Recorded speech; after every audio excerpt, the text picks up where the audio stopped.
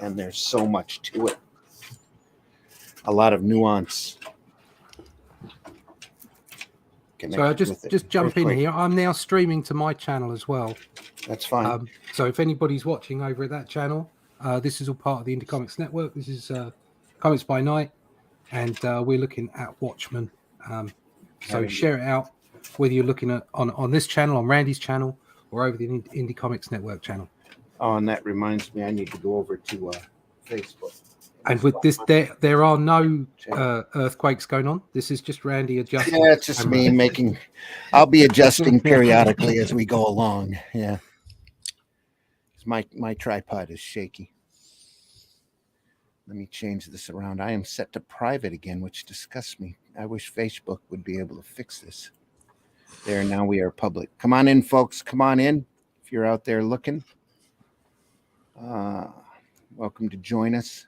Quick shout out to Nita for letting me come in on this and having this stream to my channel as well. And also a shout out to C. Hope you're getting better, mate. Yeah, absolutely. Yep. One last earthquake, and I swear I'll leave it as alone as possible.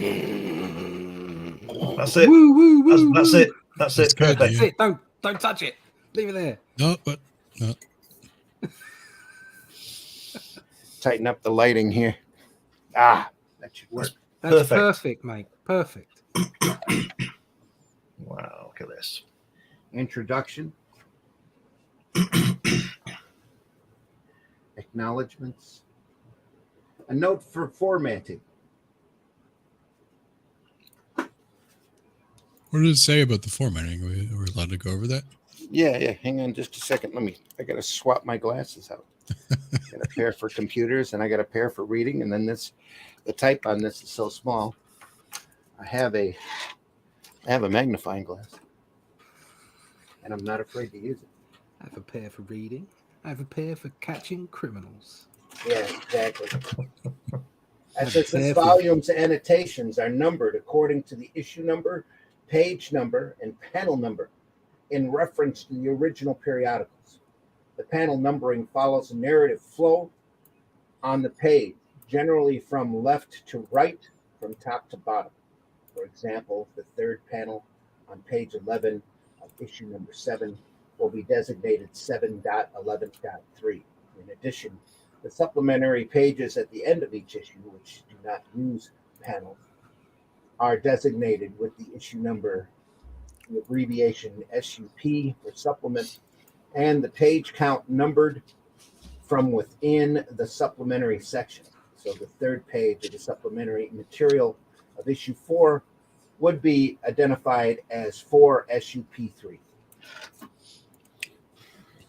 It's interesting that they throw that into the annotation as well. Well, they treat this as, seriously as possible.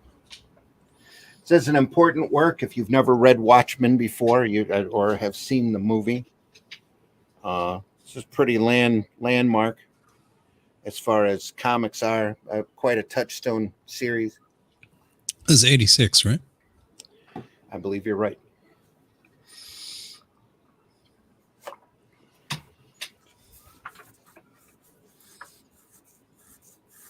That would, I think, some people consider that the official end of the Bronze Age. Yeah. And the start of the Tin Age.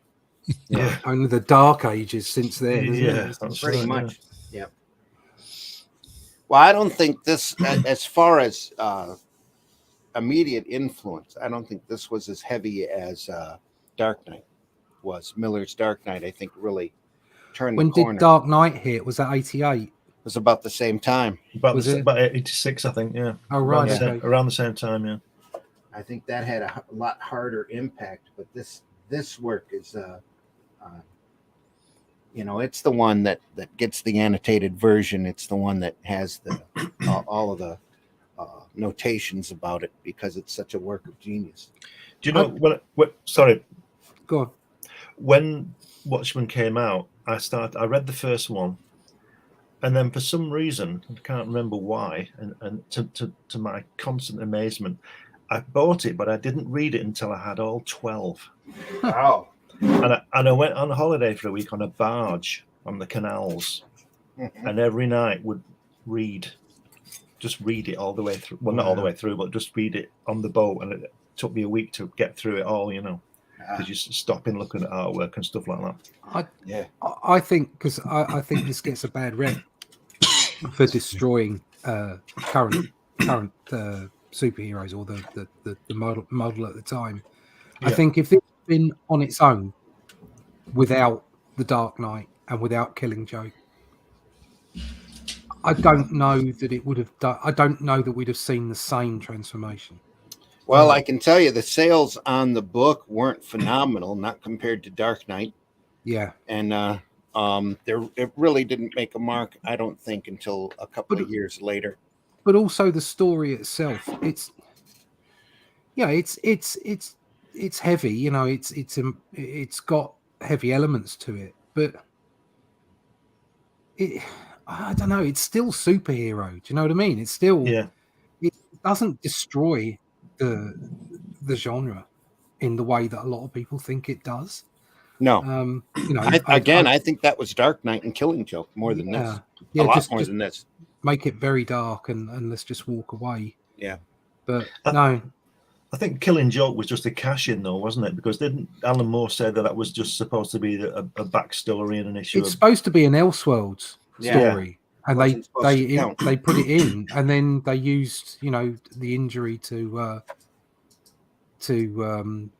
Barbara. Yeah. And created a character out of it. It's I think to me the best part of Killing Joke, I know we're not talking about that, but the best part of Killing Joke is the artwork by Bolland. Oh, it's the artwork. And when they put it in that deluxe edition rather than the back of a pulp issue, absolutely. We already knew what Bolland could do, but when we saw that, it was just one of the books. One of the books that I have that I wanted to show on here at some point is that book, but in black and white. Yeah, I've got a noir version of it, right? And it's stunning. Just like Bolland's artwork is just incredible. And noir version of Killing Joke. Yeah. It's just in black and white. Do you guys think that the Tick was from a direct sort of like opposition to that? Because a lot of the stuff coming out, you got Killing Joke popular. I mean, I guess they would have planned the Tick ahead of time. That was the 86 too, right? I think that was done independent of this. I really do. And Edlund was just running on his own, very much like Don Simpson's Megaton Man. I think Megaton Man had more of an influence on the Tick than probably Watchmen did. Just getting back to this Watchmen thing, one of the most innovative things I think was the chapter headers down the side, and the way that the cover was the first panel of the story. Right. Yeah. I'm not sure that's ever been done before, but I just think of all the books we've just mentioned, I would always go for this one. Yeah. If I had to, Desert Island book of those 3 or 4, I would always choose this one. Well, this is a work that I haven't read it, I would say, within the last 2 or 3 years, but I used to read it almost once a year and still pull stuff out of it. And if sorry, Randy, go ahead. No, go ahead. I was just going to say, I always mention the lettering.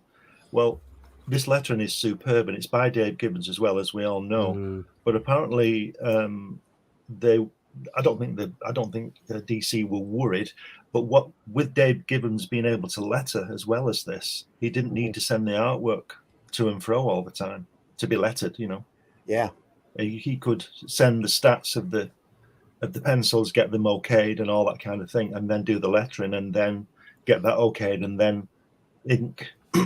And he didn't have to release the artwork, which I think is a brilliant thing. And I just think it's great that he can do really good lettering as well. And like I say to people, if you try and at least learn how to do all the elements that we need to create comic books, get your brush and do your inking, and get your ball pen and do the lettering, get your Ames guide on it, practice, because you might get an extra wage packet by doing the lettering. Yeah. Says the cover first story panel of issue 1 establishes a pattern that is repeated throughout the series. The image shown by the cover is revealed to be a close-up view of a portion of the first panel's art. And with this transition, it becomes a portal from the real world to the fictional world. This unique narrative device was a clear signal to comics fans at the time that the series was not going to follow the usual rules of superhero comics. Reinforcing that impression were several other departures from the established comic book traditions. The Watchmen title treatment was placed vertically up the left side, like we were saying, the cover, instead of horizontal across the top. It had been anticipated that the issues would be sold only in comic book specialty shops or stores, which often displayed books on the shelves in an overlapping pattern rather than a vertical stack. None of the characters on the issues appear on the cover's artwork, and the scenes depicted on the covers are not images of action designed to entice the reader. This issue's cover image also serves as the debut of what would become the central visual theme of the series, taking the form of motif repeated numerous times throughout its 12 issues. The smiley face button with the drop of blood on it, a symbol of vengeance degraded, or innocence, a symbol of innocence degraded. Moore explains in an interview with George Corey, reprinted in the Extraordinary Works of Alan Moore, quote, "It wasn't until further on in the series that we actually started to understand the history of the smiley badge and why it made such an effective image with that little blood splash over it. Apparently, from what we heard, there were some tests that were done upon babies. If you lean over a baby's cot and smile, the baby will respond. If you hold a photograph of you smiling over the baby's cot, the baby will smile back. If you hold a drawing of a smiling cover, or of you smiling over the baby's cot, the baby will smile back. It doesn't even have to be a very detailed drawing. They try to amplify or simplifying it as much as possible, and they found out that a yellow circle with black dots for eyes, and a black smile drawn on in the simplest design, that will elicit a response from the newborn baby. In some ways, you could say that image is the ultimate scientifically tested image of innocence. I think it came out during the 60s. So try putting that splash of blood over the eye. Yeah, it's sort of saying the age of innocence is over. If you like, the good times are over. That is not the world we're living in now. Wake up and smell the brimstone. Superheroes are also an image of innocence that young people respond to. There's a similarity there. Just as the smiley badge gets bloodied up, it's a symbol of innocence that has been bloodied up. Then the same is true of these innocent, simple, nostalgic kinds of superheroes and Watchmen, that their image is bloodied up. That innocence is no longer possible, unquote. Wow. An article by Dr. Aidan McFadden in the April 25th, 74 issue of the English magazine Scientist, entitled "If a Smile is So Important," discusses the baby studies that Moore mentioned in his interview. Gibbons comments, quote, "I similarly thought of the smiley image as being simultaneously simplified elementary cartoon image, the realistic blood on it was like a raw reality defacing it. Hmm. The smiley face comes from the WMCA 1960 Good Guys radio broadcaster people. Like they did the top 40 disc jockey stuff, exuberant personality. So it was a popular symbol back in the day. Simple. Mhm. One enough to be copyrighted, and the guy who owned it went up against Walmart and made them change their logo. So Wow. he won. So there was still some sort of copyright on it. Are we allowed to give away spoilers in this? Yes. I think at this point everybody has, or at least should have, read the work. Yeah. If you Because haven't read it, hard luck. Yeah, because I'm going to say that I think we only find out later that arguably the most interesting character, Rorschach, is actually in the third panel or the second panel. He's on the in page. the third panel. Well, his feet. His I think, feet, are in yeah. that one, But we don't realize who he is until much later, do we? But it's just, I just think it's great. It's if we count the cover as the first panel, it's great. It's great. A great, what's the word? Device. Great device to have him right at the beginning, and we don't know who he is.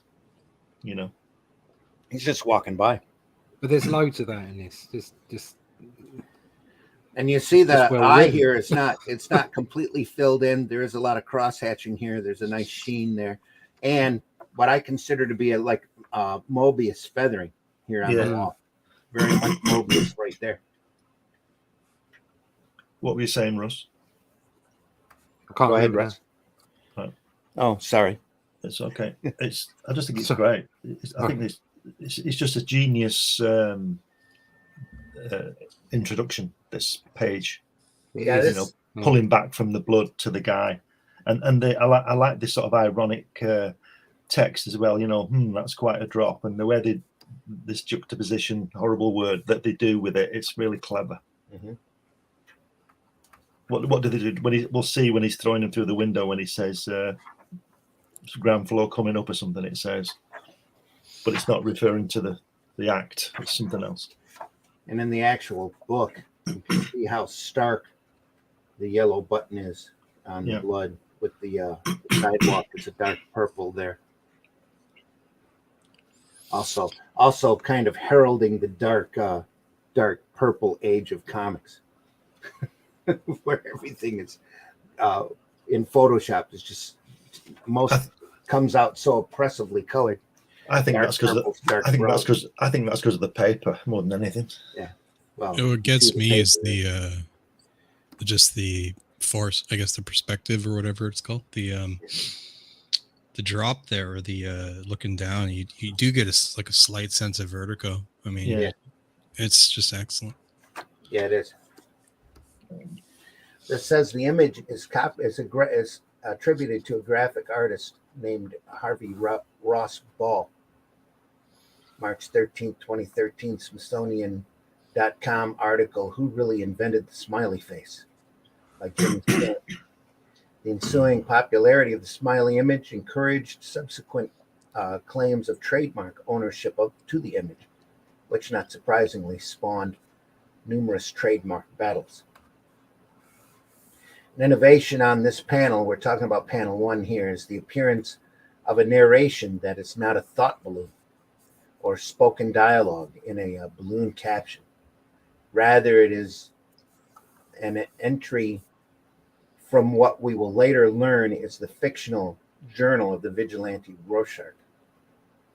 This is the first instance of what may be called, quote, simultaneous narrative, unquote, an ongoing description that is not spoken by anyone depicted in the panel, but instead accompanies the story like a counterpoint melody on a fugue. Moore and Gibbons use this device frequently throughout the series, often to convey irony or subtle information about the actual images in the panel. The device, regardless of whether it is original to Moore or Gibbons, is used in Watchmen more forcefully and regularly than ever before in comics, and is in a way comparable to a documentary track playing over a film, or annotations added to a beloved text. I think there was I think Eisner had done a spirit story, at least one, that had that kind of narration, and I'm sure there have been others out there before that. But it is an interesting device.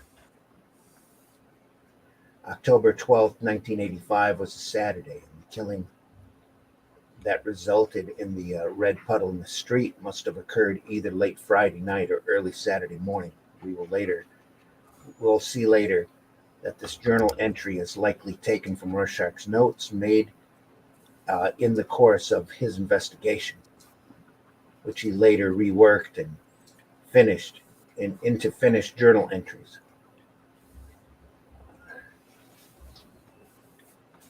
Panel 3, the Indus Nye.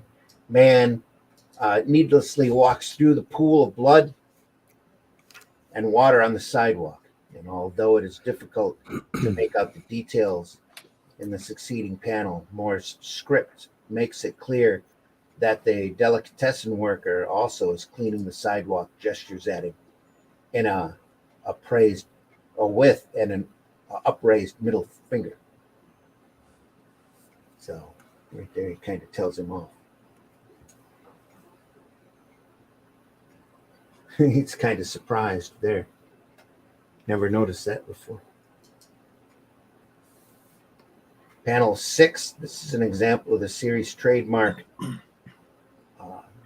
ironic simultaneous narrative. Rorschach comments on the humanity standing on the brink, staring down, just as the police detective does exactly that. Got a question there in the comments from Brian. Sorry, comments. I've been ignoring you.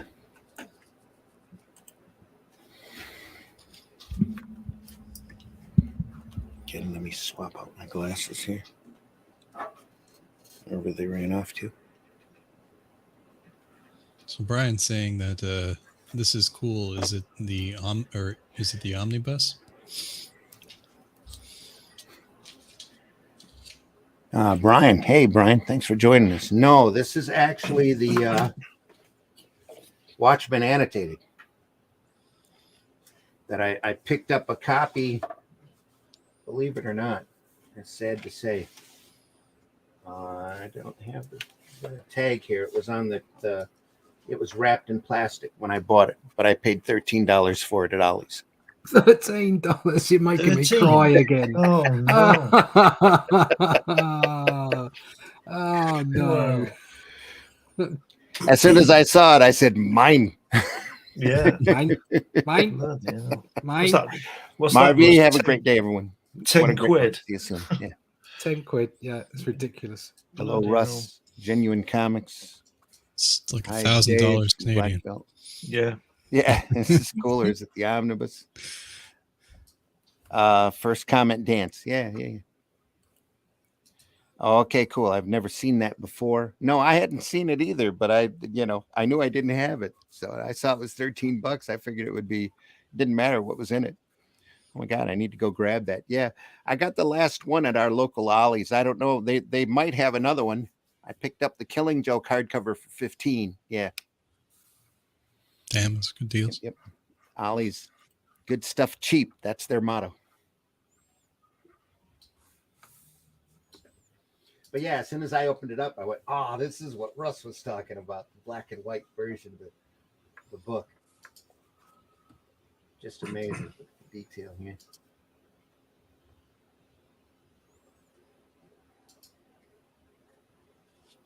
Any comments from anyone? I know we want to zoom into that panel right there. Is everything. I think I think what struck me most about the film, if we can talk about the film for a sec, and I know that Alan Moore didn't like it.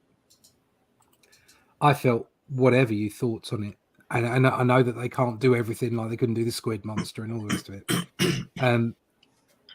Visually, it was there were so many aspects that they'd obviously respected the artwork. Yeah.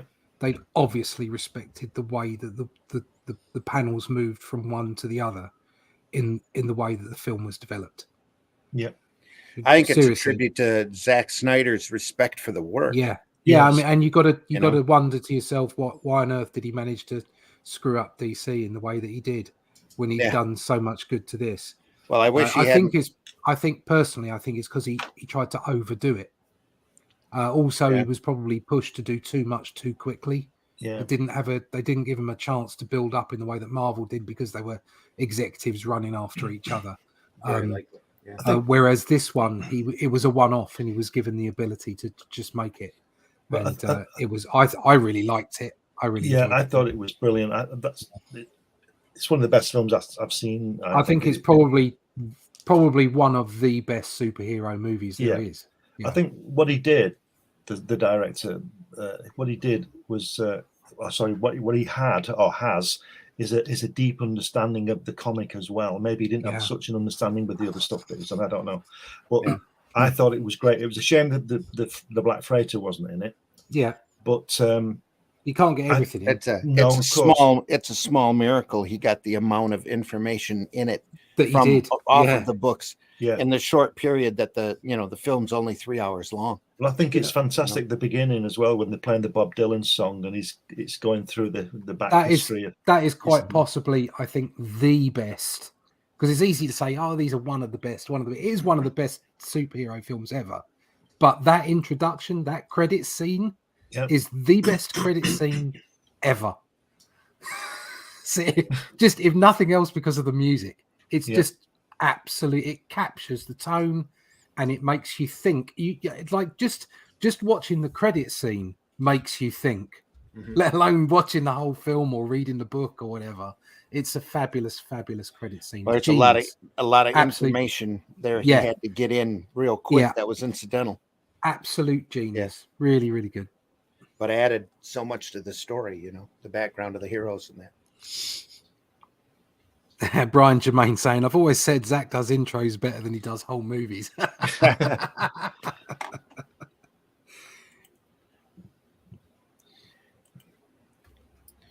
Brian, if you're up this early and your podcast's ready, I can send you a link if you want to join in the conversation. You're more than welcome to come in. Join us. We're just here talking about what we love and why it works the way that it does. Swapping the glasses out again. That's the annotation. I'm scribbling while we're talking.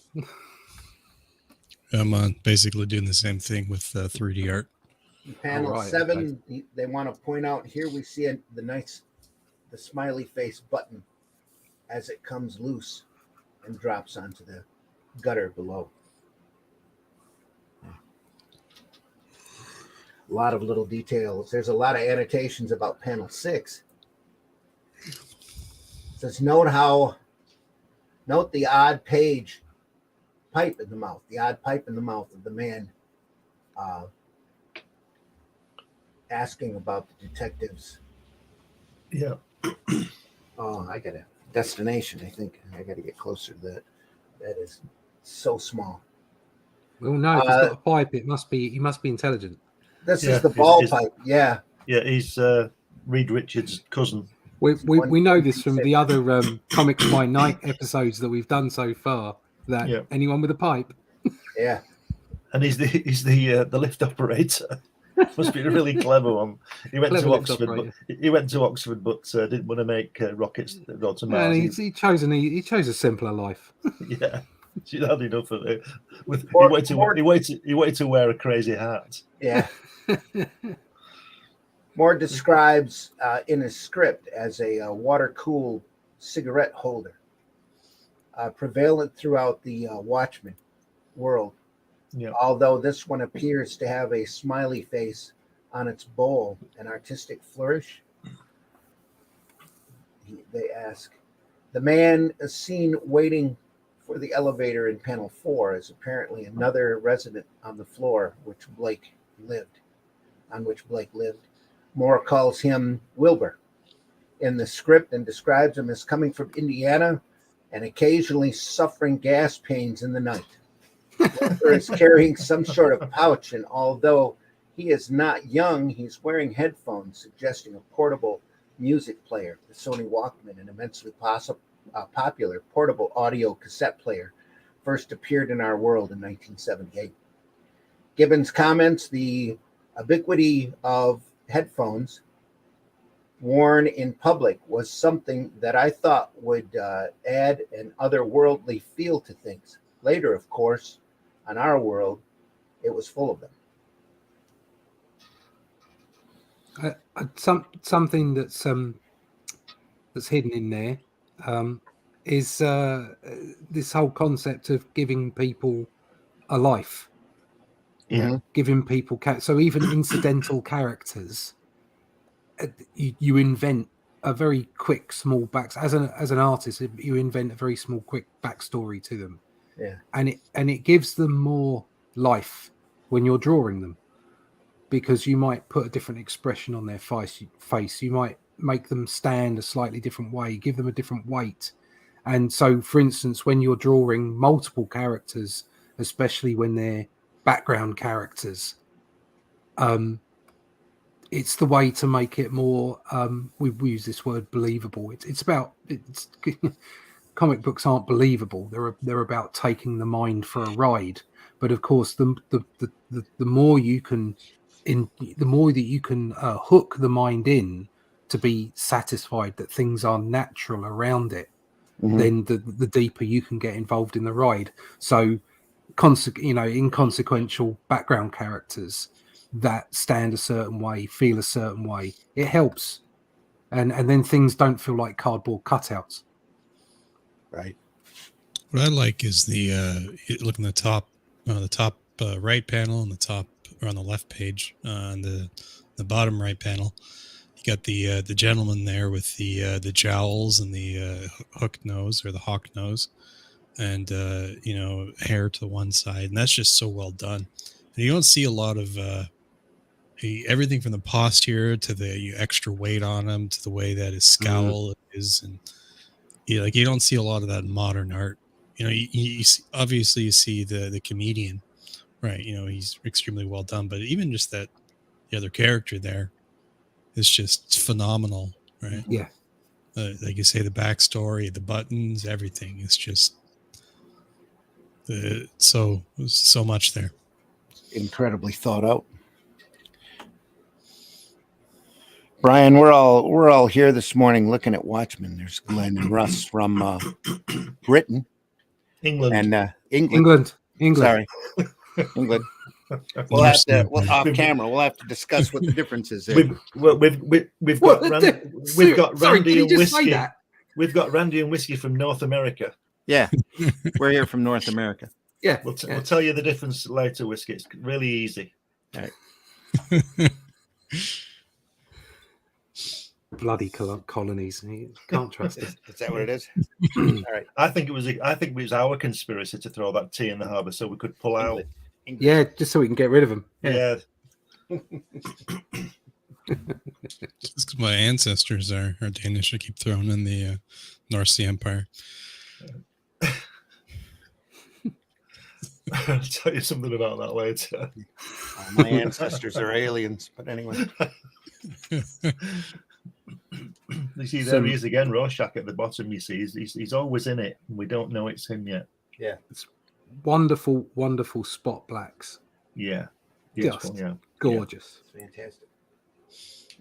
And that on the right-hand page, the second panel, which is Rorschach's shadow, the way that the black doesn't go to the edge of the panel, just the cross hatching. Yeah, just a bit of cross hatching. Yeah, just little. It's like you said before about little nuances like that, little tiny things, And I had great fun looking at this artwork, because we all did. But I like, if you look on the left-hand page on the fifth panel, where they're walking through the street, there's a blimp coming from behind the building in the distance. Can you see it?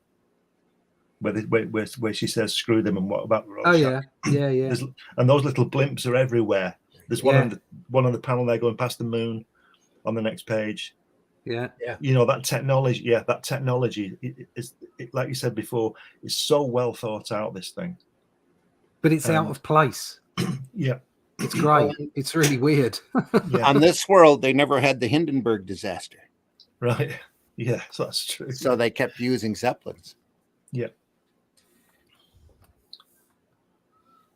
So, I mean, I don't know much about this because I'll be honest, I've kind of stopped reading modern comics. When they brought the Watchmen back into the DC universe recently,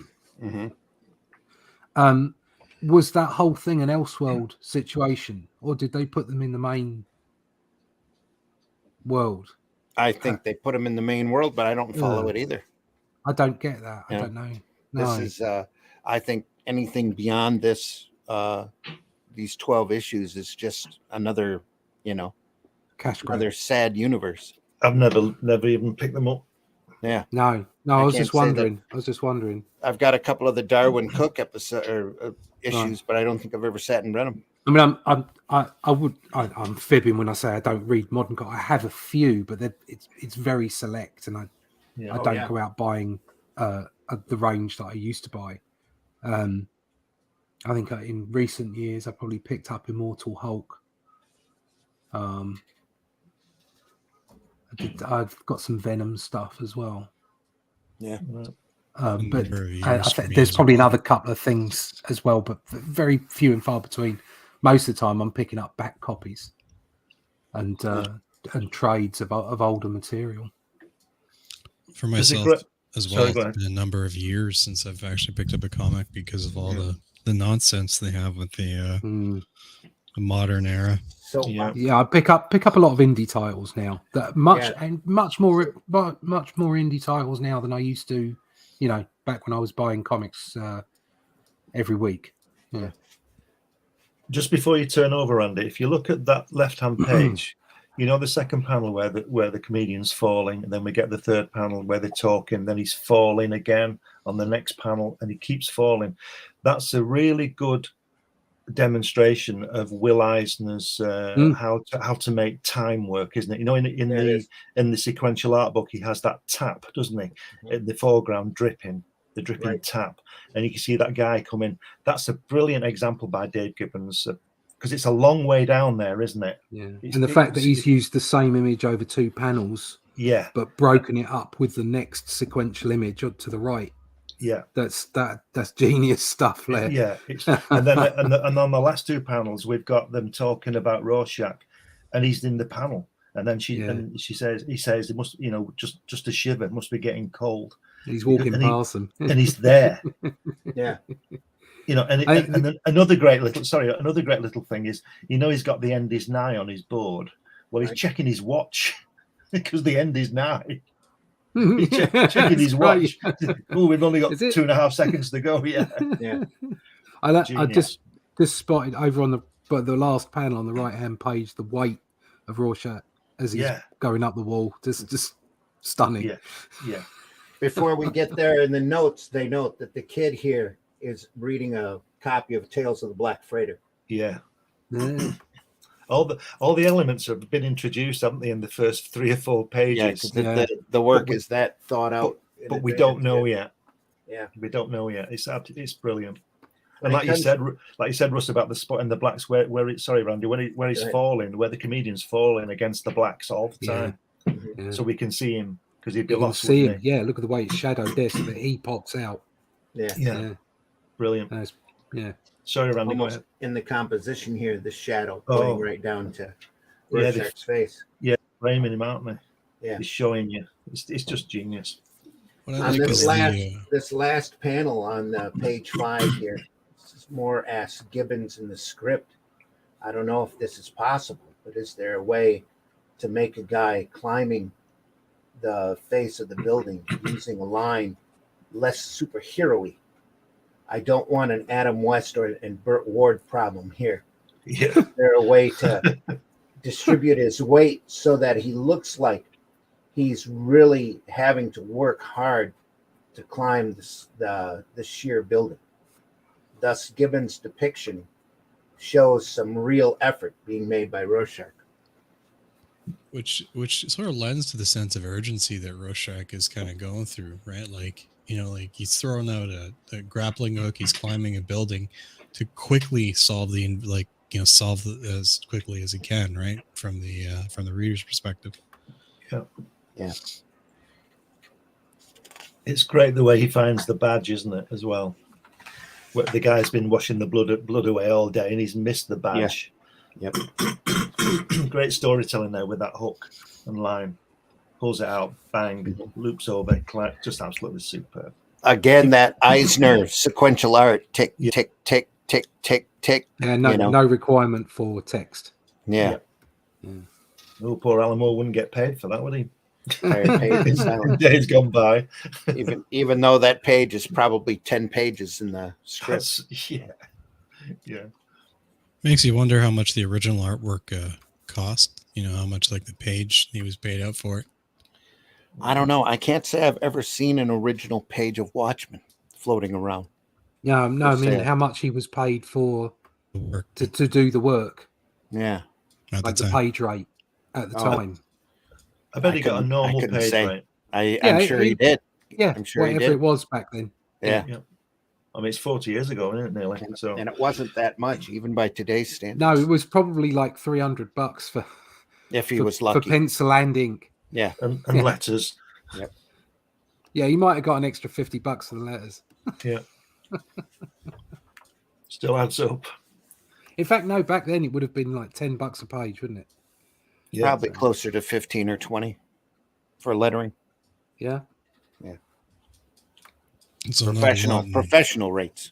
Professional rates. I mean, back during this period, I was freelancing for 10 to 15 a page lettering. What lettering? So what could was it 86, right? So what could you buy for like $10 back then? A house. Not quite. That was a record album back then, was about $10. Yeah, $10 for a CD. That was before CDs, wasn't it? Slightly, CDs were yeah. You could buy CDs were just about coming out, weren't they? Mid-80s. 8-track tapes. Back then. You could get a four-person family fish and chips, a bottle of pop. Oh yeah. I would say still have change for the weekend. Oh, sorry. How much was a beer back then at 86? Probably $1 at most at a bar. Yeah, probably less than that when you buy it from the store. Anymore, you can get cans of Bud Light for less than that. I was going to say, because they start giving that stuff away, aren't they? Oh my god, that's a whole nother story. They're showing if you get it from DoorDash, they'll charge you $30, but if you run into one of these discount clubs, you can get it for half of that. Anymore, $15 for 18 cans. Watchmen, an issue of Watchmen was $1.50 back then. Right. $1.50, $1.50. That and again, we come up with another 2 pages of no dialogue except for it's just quiet, isn't it? Yeah, quiet. It's like death in there. It's brilliant. But the succession of panels here where he's testing the closet, and he takes a hanger and unfolds it and tests the inside and outside, realizes that it's deeper than it should be, finds the button, opens the door. Just another amazing sequence of panels here. You even got the art on the first panel on the left there, like I guess that's a poster of some kind. Yeah. Yes. They took the temp for. You don't needlessly put it there. You didn't have to, but I was going to say, what is on that drawing on the poster? Because I reckon that's relevant. Oh, there is a large block here explaining the first panel. So, and it says continued on next page, and all of that. This entire column here is a description of this first panel. Is that Alan Moore's description? No, it's whoever was making the annotations here. Right. Okay. The story title from the song "Desolation Alley," Bob Dylan, the lyrics of which are quoted more fully at the end of the issue. Yeah. At midnight, all the agents.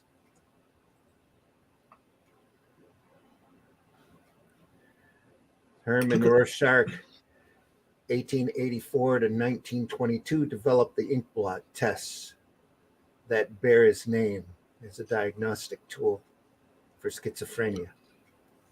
But he didn't live to see the widespread adoption of his test after its publication in 1921. Use of the test in broader context has been criticized by many psychologists to some regard as pseudoscience. The Minnesota Multiphasic Personality Inventory is widely preferred over the ink blots for diagnostic purposes. Details of the test will be discussed further below. So they get into all of his ink blots too, as well. Yeah. Just look at the way on that left-hand page under the title, the last panel, the way he's set the torch there, the torch in the shadow to illuminate. That's just fantastic, isn't it? Yeah, it is. Just amazing. What a brilliant device, you know. It's, same thing here. Yeah. Use it as a light source. Yeah, it's just brilliant. Absolutely brilliant.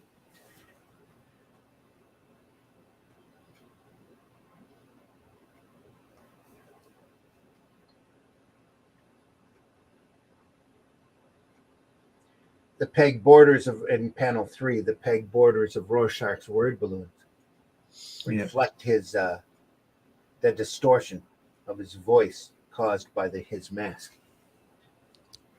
What I like a lot about the artwork here is the folds of the clothing, the way that it flows over the body and the different like positions and stuff, and yeah, it is just exquisitely done. One of the hardest things to do in like, because I'm a 3D artist, one of the hardest things to do in 3D art is is folds of clothing and getting it correct, because with drawing, for some reason with 3D art, it's just one extra step removed from like the human touch or whatever, the perception of it, and it is extremely difficult. And to see it, somebody do it, with by hand in a 2D style and get it so accurately portrayed is it's awe-inspiring in a sense. Yeah, on the second page there, on the second panel where he's pressing against the wall with the hangers, I see what you mean about the folds, that you can see the weight, the one above, the panel above, panel 2. Oh, here. You can see the weight of his coat, and then the stretch of it in the next panel. That's just fantastic, I think, the weight that he shows with that. It's wonderful. So with 3D art, we have to use physics-based programs to help emulate those things like the weight and stuff like that, because it is, I don't understand why, but like a lot of artists in the 3D world, they can't seem to grasp it quite accurately. It looks a little, every time somebody attempts it, it just looks a little off, unless you're using like a physics-based kind of thing. But like with the 2D art or sculptures and things like that, like people just have a better perception of doing it. So paying attention to stuff like this quite often. Mm-hmm. We're colonizers. All of our ancestors are technically aliens. LOL. Yeah. This is a meal at McDonald's for 3 or 4 people. It's $10. In 86, you can get a 6-pack for $5. And I just love how it was one of the issues that took amazing control of spotting blacks in the high contrast inks. Yeah. That's why it's so much fun to look at this work in black and white.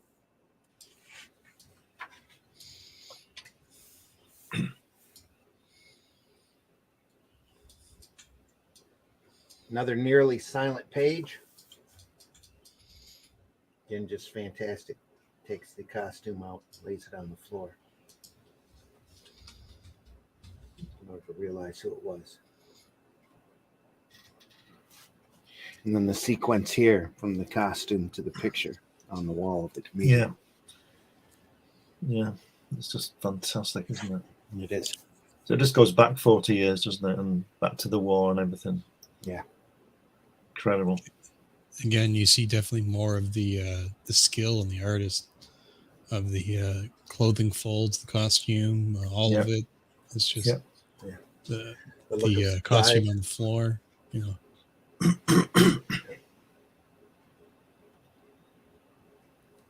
impressive. It's great. Panel 7 here, we see a group of the original group of costumed adventurers known as the Minutemen, who are discussed in detail in Hollis Mason's autobiography, Under the Hood. From left to right are Silhouette, Mothman, Dollar Bill, Night Owl, and the comedian, kneeling, and Captain Metropolis, cut off. The adventures will be discussed in more detail in appropriate places below. Moore describes the photograph in his script as follows, quote, "The original Silk Spectre stands with her arm linked seductively through that of Hooded Justice, who is ignoring her. The original Night Owl stands smiling good-naturedly with his hands resting on his hips, while to either side of him stand Dollar Bill, looking good-natured and smiling oafishly, revealing his pronounced front teeth, while on Night Owl's other side stands the Howard Hunter-like Captain Metropolis, looking serious and dignified and slightly pompous.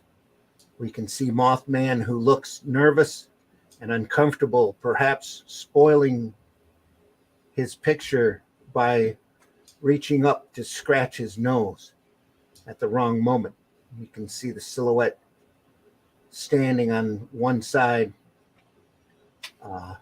gazing off the side of the picture, looking pale and unhappy, her thin white hands folded across her small breasts.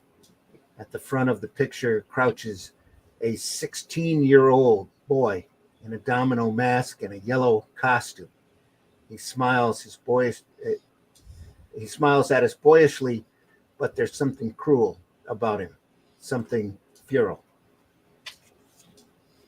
All for that panel. I love the way the boots are on panel 5. The comedian's boots are sort of standing up, that because you've seen boots standing like that on their own. Just great the way they folded over.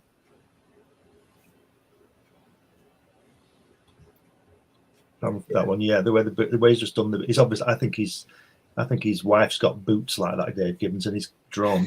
The way they lean over. Right.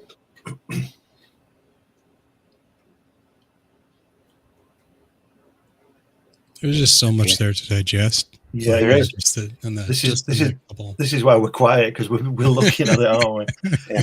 But I think all the clues are there, like on the next page on panel 4 with the statuette thing, and it's all going to be introduced. Yeah, all of this detail or identified later. It's being introduced now. Yeah. Yeah, it's a work of genius, I suppose. It's art. Maybe you'll be yeah, it's art. Yeah, art. It's fabulous. But its entire first issue, though, it's really the exposition for the rest of the story is very self-contained. I remember being really impressed by it when I was reading it. The way that it ends, it just kind of encapsulates everything that happened in the book or in the story up to that point. And again, Dan, right? Hollis, not Hollis. What's his name? Dryberg, isn't it? Yeah. Walking home to his apartment, bumping into Rorschach. Eating beans, human beans. Beans, yeah. He's like my brother. My brother eats beans out of a tin like that. My sister does that. I know we've all done it, but he continues to do it. And he's 70. No, it's wrong. You do it when you're 15, not when you're 70. I can't eat cold beans anymore. It's wrong. No, Yeah. No. I can eat cold rice out of a can, though. You folks probably know more about Rorschach's history than I do, but is Rorschach a veteran at all? I don't think he I is. No. don't think he served. No, No, I think he was in the military at all. Yeah, he came from an abusive childhood, didn't he? Yeah, He's a bit crazy, isn't he? I don't He's a think bit they'll off let him his in. trolley. Yeah, he was incredibly traumatized as a youth, I believe. yeah. Yeah, We'll get into that in the later issues. the irony is that he was too crazy. They thought he might kill someone, so they wouldn't let him in the military. Yeah, You got it all wrong. I'm not in here with you. You're all stuck in here with me. Oh, that's scary, isn't it? That Exactly. That's scary. What a line. We'll get to that later, won't we? there's the button on the table. Yeah. Out of prison so far. Take a look at this. Human being juice. How have you been keeping out of prison so far? Take a look at this. Yeah. What is it? It's a little stain. Is that bean juice or? That's right, human bean juice. Haha. Badge belonged to the comedian. Blood too. He's dead.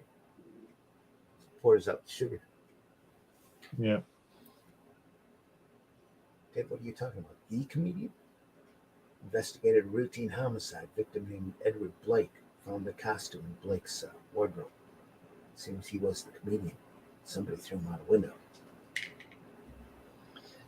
This page is what Russ was talking about a few weeks ago, and it's also covered in the Eisner book, I believe, about how to make a mundane scene interesting, and attractive, and make you want to indulge yourself for 5 minutes and just concentrate on what's in it, and all the camera angles and all the spotting of the blacks and all the placing of the lettering, and it's just all brilliant. It's just what brilliant. It's what separates good sequential artists. Yeah. I mean that from a very respectful perspective of everyone's learning their craft. Okay. Mhm. But the people at the top of their game, they are the people that will produce those kinds of sequences and that you'll marvel at and go, nothing really happened there, and yet it's an incredibly interesting page to look at. Yeah. Talking heads, okay, once in a while are acceptable. Every book, not acceptable. It's just boring. It is dull, and also it's cheating. And I mean that I don't mean that in a very sort of rule-based way. I mean it's like it's lazy. It's just, you don't do that because it's dull. It's not what sequential art is about. Sequential art is not a poor person's version of cinema. Mm-hmm. Okay, it's sequential art. Okay, Yeah. Respect the art, and Talking Heads used too often does not respect the art. But the ability to maneuver your camera, maneuver your point of view, and to be able to draw a scene and the anatomy and figure drawing of the things that are living within that scene and make it interesting in every panel. That's the art, and this is a perfect example of it. It's definitely a far cry from the like a lot of the lazy artwork we see today in comics, where you see like a wall of text and it's just, heavily political and heavily just nonsense and crap art and they're trying to say so much and in it, but they don't say anything at all. Where here they're not trying to say anything at all and they say so much. Show don't tell. Yeah. Exactly. And another indication of Dave Gibbons' superior art, let's call it that, is the way that none of the poses in these 2 pages, chests sticking out like they do now, and and the characters within the panels are together, whereas you see a lot of drawings now where it's obvious that this will sound crazy, but I hope you know what I mean. The characters are drawn separately; they're not together in their little panel. Do you understand what I mean? They are Yeah. together, but they're not in the same space because they've been drawn as these superheroes with, you know, six packs and whatever. And do you understand what I mean? Yeah. And this guy, Dave Gibbons, is when he draws the panel, he's drawing the panel. He's not drawing individuals in a panel. Even, Right. Do you understand what I mean? Yeah. Yeah, you see the close up here of Rorschach's face, the close up of the badge. Yeah. Or the button there, all adding to the detail, adding to the story. Nothing here is incidental or wasted. And on the last even panel, here, how he shows the loneliness yeah, of Daniel here walking through a dark hallway and into his lit, and also of his lit apartment, and also a bit of fear in his, because he's look at his fists are clenched. He's heading. He's thinking, "I'm going to have a fight." He doesn't want to fight. He doesn't know what's beyond that door, and that's why he's so scared when he looks in on the left-hand panel. Yeah. But if you look on the other page, where the owl machine thing is under the blanket, the way the eye is looking at them. Right. I know it's not, but it looks like there's something under there that's looking at them. You know, watching them. Yeah. Because he could have just put that drape over the top of it, couldn't he? And you wouldn't have known what it was, you know, till he pulls it off. Yeah.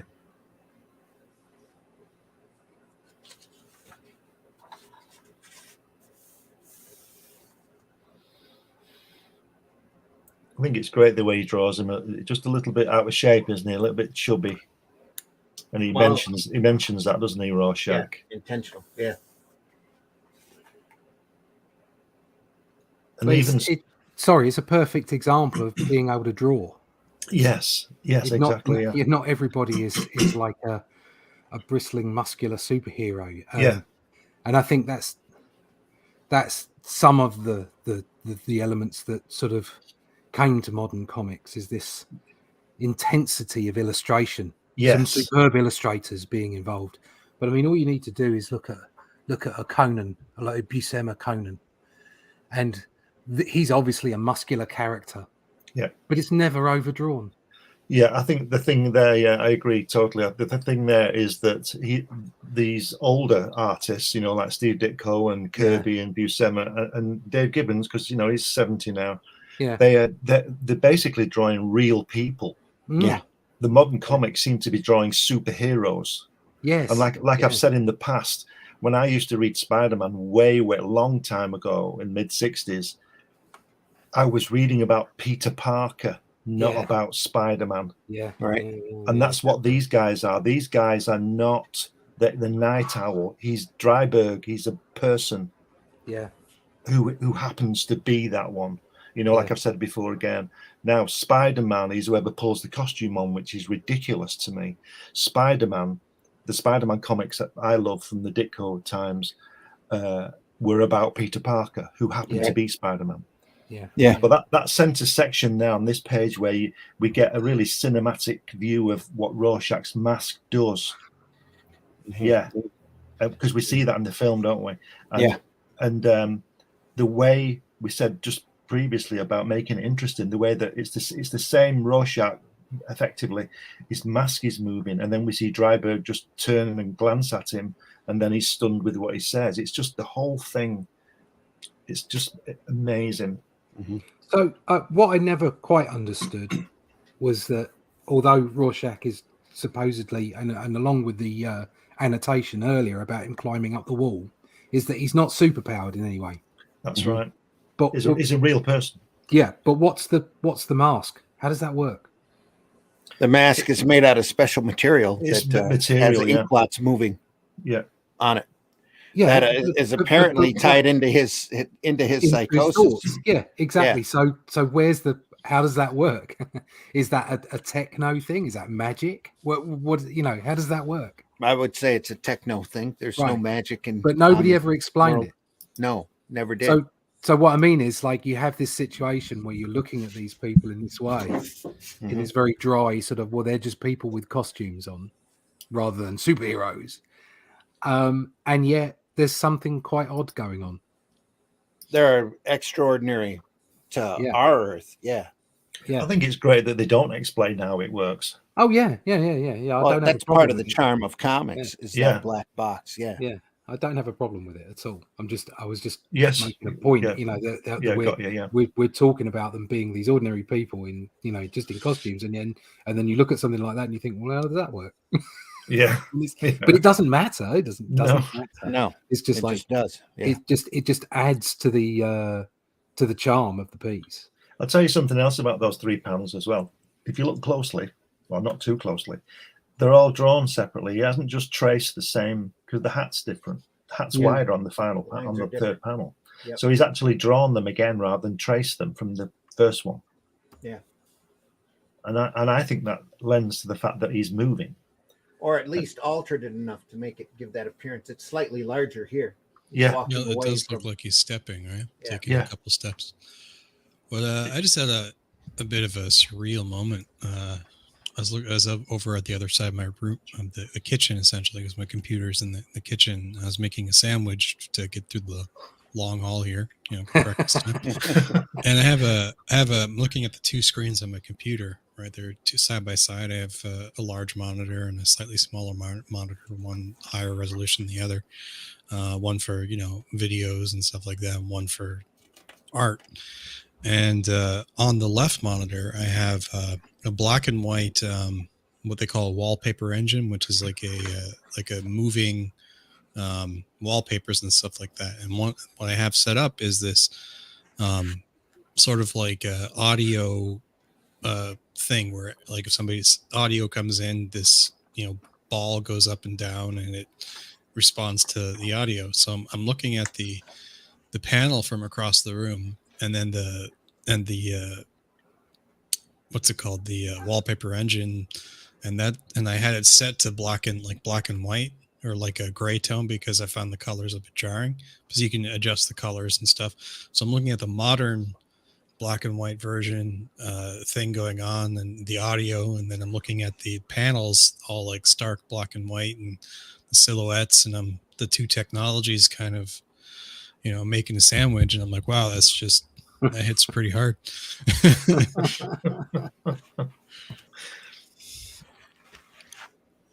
Yeah. Also, I'm looking in the watching the Watchmen book. We have a great couple of pages here that tie into the page that we're looking at. So that occurs to me for folks, if you know, out there in the world that are getting their comics out there, and wallpaper engine, you know, there's a market there somewhere, obviously. Yeah. We see the rough here next to the color notation. Yeah. Dave Gibbons reveals in this book how he works, and because there's lots of pages of his layouts, and he draws the layouts roughly small, puts in the blacks, and then he blows them up and traces them onto the art board. Yeah. So he draws the whole thing out roughly first, and then he just blows it up, and he's already worked it out. It's just I'd say that's what I used to do before I roughed everything out on computer. Yeah. I'd do a thumbnail about postcard size, Right. and then I'd photocopy the whole lot up to the A3. Yeah. And then I'd lay it down and do the pencils over the top. Just so that but effectively what's happening is if you do thumbnails, if they're working for you, if the thumbnails, because they don't work for everyone, if the thumbnails are working for you, you kind of get proportions right. It's like proportions on a page. So I'll often be, you know, when I lay out stuff, it's quite high up. So I'm kind of laying out even down to things like faces and what have you. Mm-hmm. You kind of just roughly laying things out, and you kind of get proportions correct. If you're zoomed in too close, sometimes you can get the proportions wrong for the whole of the page. Yeah.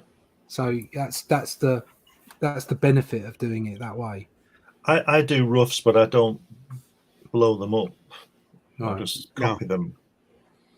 So, but I'll do the working out in thumbnails, of course. But I don't. It on a computer, when you penciling on a computer, it effectively means I don't have to do any of that photocopying, printing, putting it on a light box, all that kind of stuff. It's just layers. Yeah. And you can just mess about and do what you want, and then once I finish penciling, you can pump it out to ink. I couldn't trace them on them anyway because I use artboard. So Oh right, okay. No, I've Oh always yeah, used paper. yeah. Not gonna get a light table through that. No. Not through Illo. Get nice effects though when you finished it. Yeah. Mm-hmm. Just me over here with the 3D art, you know. Yeah. Saw that earlier. A little bit more Different detailed strokes. background. Whiskey, different strokes. I do love comics though, and when I got into 3D art originally, it was to become an actual comic book artist, because at the time Marvel was hiring people who had both skill sets, both 3D art and I was watching a video about what it takes to get into Marvel. This is long before they went stupid, and Good choice of words there. Yeah. So, but yeah, I got into 3D art and then to draw comics, and then I kind of stayed there and sort of never went back. But the more been getting into comics more recently through Luke Stone Studios, or you guys probably know Luke. Oh yeah.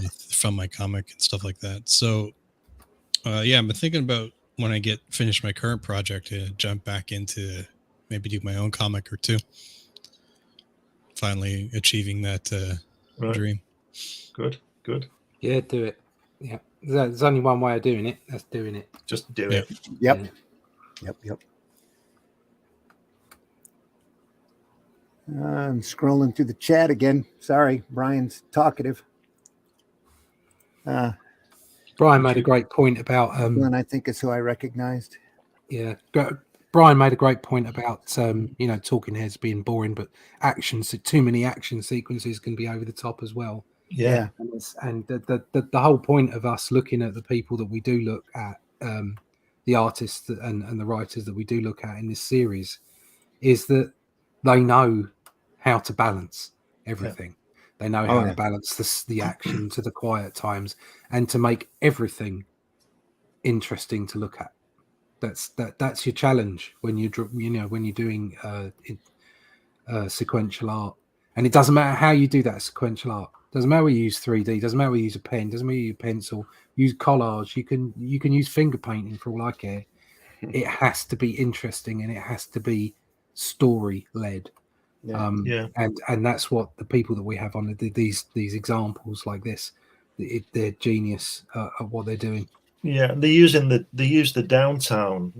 downtime, like these 2 pages, to build up the tension, because we know what's going to happen to this guy, but it builds up the tension where he's on the roof on his own, writing his journal, comes down, and then he goes to the bar, and they all could turn around, and they all know who he is, don't they?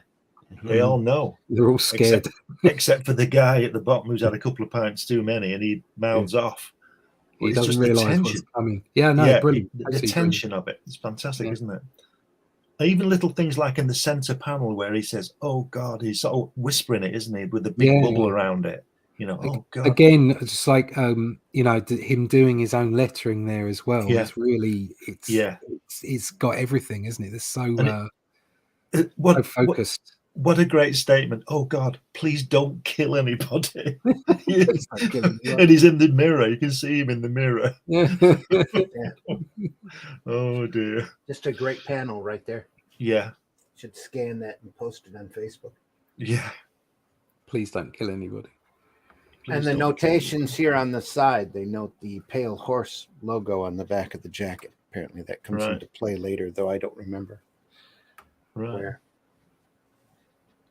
That is a great panel. I've been meaning to copy that panel out of the Monster Society of Evil too, where they're shooting at Captain Marvel's head. And he goes, "That never works."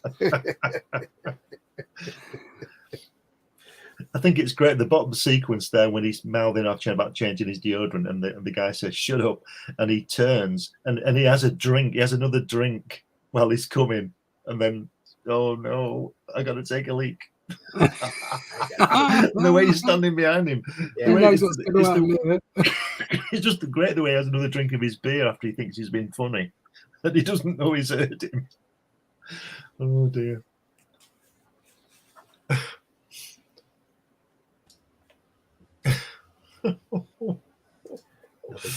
Oh yeah, you can feel that finger going back, can't you?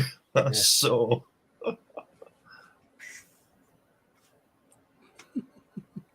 The question though, I've just broken this gentleman's little finger. Who killed Edward Blake? Ooh, yeah. And his index finger. Who killed Edward Blake? It's great. This is brilliant. But he's- Oh God, man, leave him alone. Yeah. First visit of the evening, fruitless. Nobody knew anything. I feel slightly depressed. Yeah. The city is dying of Rabies. rabies. Is that an A? Yeah, it is an A. Of rabies. Is the best I can do to wipe random flecks of foam from its lips. Never despair, never surrender. I leave the human cockroaches to discuss their heroin and child pornography. I have business elsewhere with a better class of person. Little does he know. Yeah. I think he does now. Well, this figures it out. this guy is this environment's version of Thanos. Yes. He's got his own story. He's got his own. That's what the best villains are. They think they're saving the universe or saving the world, or that they have some kind of divine. They're doing right by reality in their world, and they often make the best villains. Villains that just love chaos for the sake of chaos can be fun, but they don't have any. What's the word for it? They don't have any weight to them.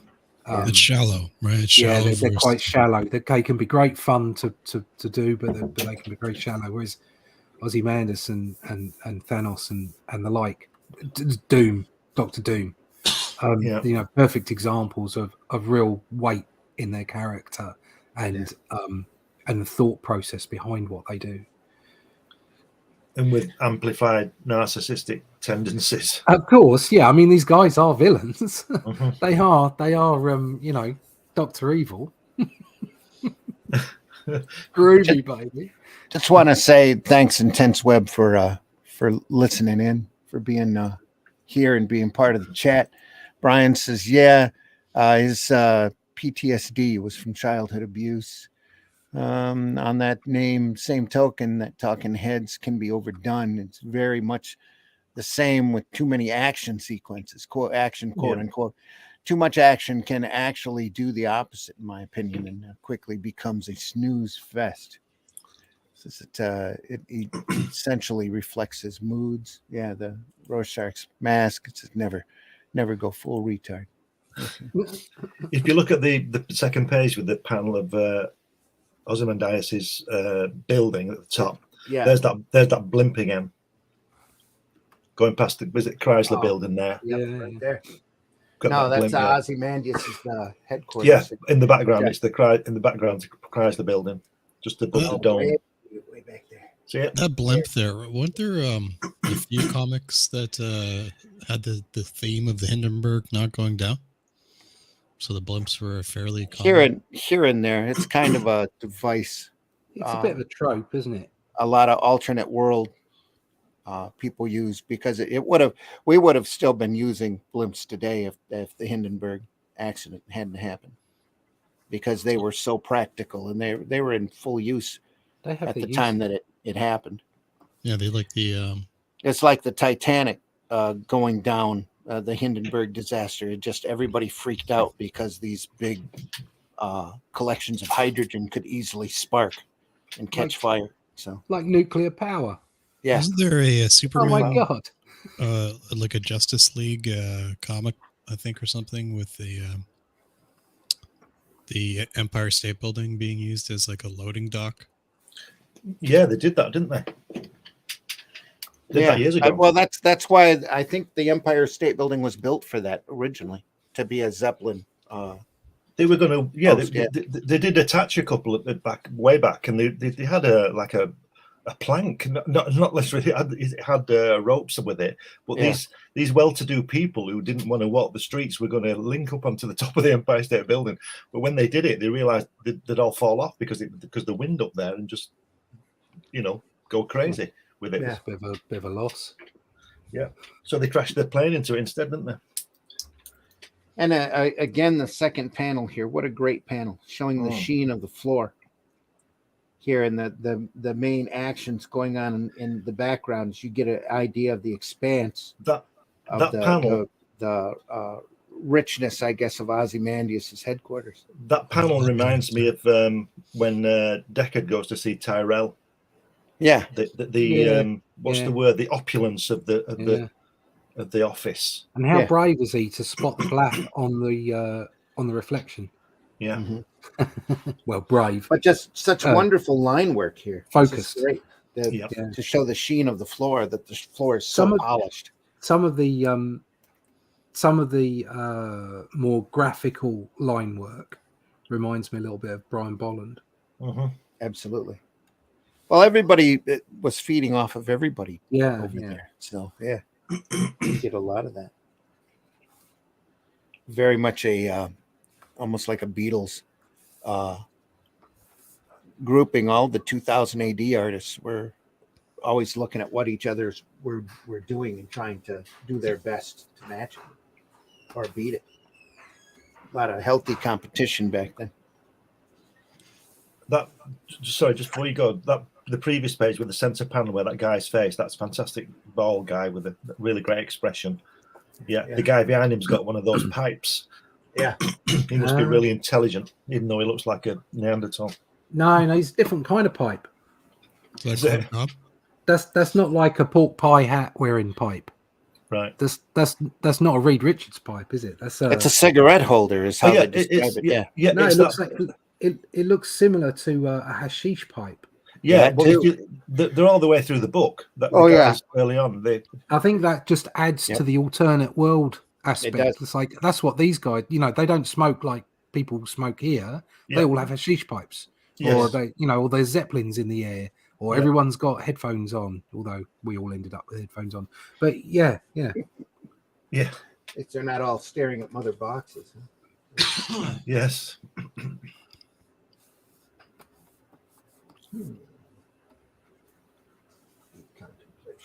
That's great where he says, the comedian dead, but why? And he says, you were always supposed to be the world's smartest man, Veit. You tell me. You tell me. It looks like Rorschach's hovering, doesn't it, in midair, just below the bubble. Yeah. So you think he suspects at this point, or just obviously hasn't figured it? No, he just doesn't. He doesn't like him.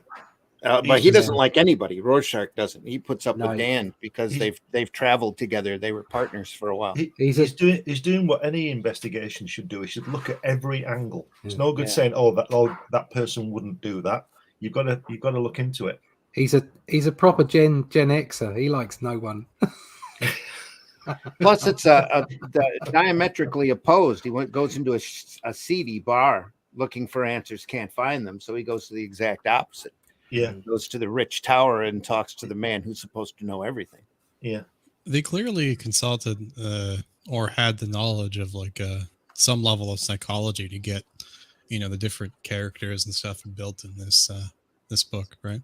I think it's a tribute to Moore's writing. Yeah. And, having these characters so well defined right off the gate. So Moore obviously at some point had to have studied psychology, or at least consulted with somebody for sure. Yeah, I think it's just magic. He knows magic. He does magic, doesn't he? He does magic. Well, He's a magician. Anytime you want to see the obsessiveness of Moore, go through and read From Hell. Yeah. And read the notations in the back, because these annotations are nothing compared to what he does in From Hell. This panel meant this and did this. This conversation had to happen because of this and this. I dug this up from an article that this and this happened. It's just the From Hell is another fascinating work, just incredibly done. But it's his obsessiveness over the Jack the Ripper case and how much research that he had done on it before he even. He was obsessive over the case to start with before he did the work. But From Hell again is another work very similar to this that is just so planned out and so thought out that it's just amazing work. Here we go again. It's just, the only downside about doing these podcasts is that it can be quite depressing. Yeah. Don't let it intimidate you. That's the thing. We look at these Yeah. because we admire them, and It's just wonderful. Yeah, we're trying not to be intimidated, Randy, but we just can't help it. But it's very difficult when you're presented with work like this. We're here to inspire. Use it as Talk fuel about how to great it drive is. you, right? That's it. Oh Exactly. yeah, yeah. When I see something that's like clearly, blows my stuff out of the park, I just use it as a like fuel. Like I'm just like, I'm gonna, I'll be better in 5 years, and then I go ahead and become better. Yeah. Maybe it's not possible with this, maybe it isn't, or maybe it is, but and just use that drive. Mm-hmm. You Keep got to going, look at kids. this stuff. This is why this show is the best one we do, I think, because we've been doing this. How many weeks did we do Simonson? Was it 4? I think it was 4 4 weeks. 5 if you count the alien adaptation. We did 4 weeks with Staranko, didn't we? Yeah, and 3 weeks with Staranko. Yeah, just wonder, and we've 3 not. weeks with Byrne. Doing we- L-Twin. I'm going to say we've not touched on any of it yet. There's just so No. much stuff. We haven't done yeah. Ditko. We haven't done anything like that. I did a Buscema one early on, but we're gonna have to do another one.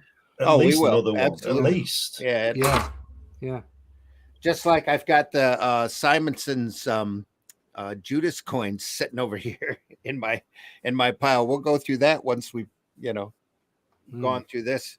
And that work is just amazing. You sit there, and I was looking through it when we were doing Simonson and going, oh man, this is at least one episode just on that book, because it's unique. And again, it's a book I found at Ollie's. I didn't even know it existed. I opened it up and went, oh, it's a Simonson. I'll buy it. Yeah. I love Didn't that. know, had never seen it offered or saw it at any shop before, but the work is just incredible. I also have, it's something that we might go over in an episode. I've got an adaptation of Ian Rand's Anthem by Joe Staton. Oh wow, you've got to do that. That is just it's crazy when you think about the work and the type of work that Joe Staton does, which tends to be on the cartoony side. I mean, he did Dick Tracy for probably a good decade or so. E-Man and all this work that he did for Marvel and DC, and here's an adaptation of a Ian Rand novel. It's just incredible. It's crazy to see. Anyway, great boots. Again, spotting the blacks here. Yeah, just phenomenal. Great attention to detail, because the guy's got an M16, hasn't he? One of the old style ones that in the 60s. Right. The laces on the boots. Yeah. That, if you look on the panel when he's got the rifle, he's got one of those torches, flashlight things like that on like the Thrush agents have on there in Funkel. They have nice flashlight. Yeah. And I want to point out the example of show don't tell here with this panel with Ozymandias looking out the window. Everything is on his desk to show you what you need to know about that character. It's right there. And he's twisted, isn't he? Yeah. You see that center one, he's twisted. And he is twisted, isn't he, as we find out. Yeah, I mean, that's very meta, isn't it? Yeah, it is. I would like to see the script description of that panel. Let's see if they say anything about it. Yep, this entire run is on panel 4. The headlines on the edition of the New York Gazette reads, "Nuclear doomsday clock stands at 5 to 12. Warn experts." And Geneva talks. U.S. refuses to discuss Dr. Manhattan. Here. Yeah. Do you know what I like about that newspaper so much is the way that all the lettering is hand lettered. Yeah. If that was done today on a computer, it would be perfect, and it wouldn't work as well. Even his, and his name thing there, Adrian Veidt, it's just everything's just, and the Rockefeller Military Research Center board, it's all hand lettered, and to me that's just fantastic. It wouldn't be nearly as personal.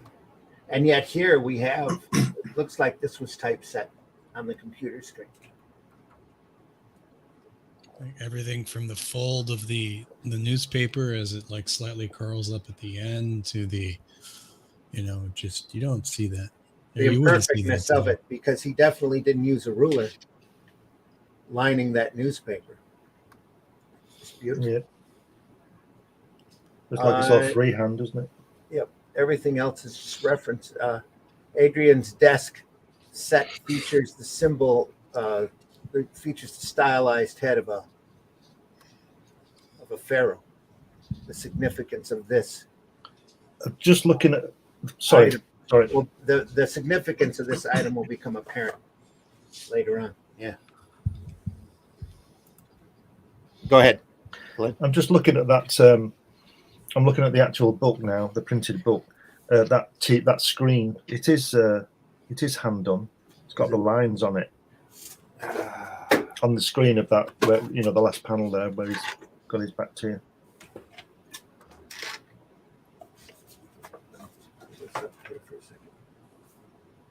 Oh yeah. Okay. Yeah, it did. From a distance, it looked like it was typeset. Yeah, it does. Yeah, that's why I checked it. But and there's obviously another blimp there over his shoulder. They're everywhere. Those blimps.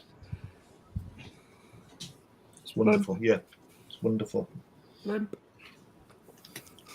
Completely unnecessary to put them in there, but they do anyways. Line weight. It just keeps reminding you of the otherworldliness of it. I think it's like reaching through the glass here. I think the blimp thing. I don't know, but I get the impression that the blimp thing is like it's warning you about something. They're a bit mysterious. They're always way far away, and they're a constant. And I always looked at that as something was going to happen with a blimp. But that's just me, I don't foreshadowing. Yeah. I don't know. It's that's just my vision of it. This is what good work does, doesn't it? It makes you think about things. You don't have to be right or wrong or whatever. You just make as long as you think. Yep. Hand through the door. Interesting comment from Brian there in the comments. The blimps are who's watching the Watchmen. Yeah. Very true. Yeah. He also says, I think it's very interesting that he has more than one Ozymandias figure. Yeah. Now this next page, when you turn over, that page where that fantastic drawing of Dr. Manhattan, that's in the Gibbons book. That's reproduced in the pencil, and it's absolutely superb. When I remember seeing these pages and thinking, I want to see the pencils on these, and that was the first time I ever saw the pencils on it, and it was in that book.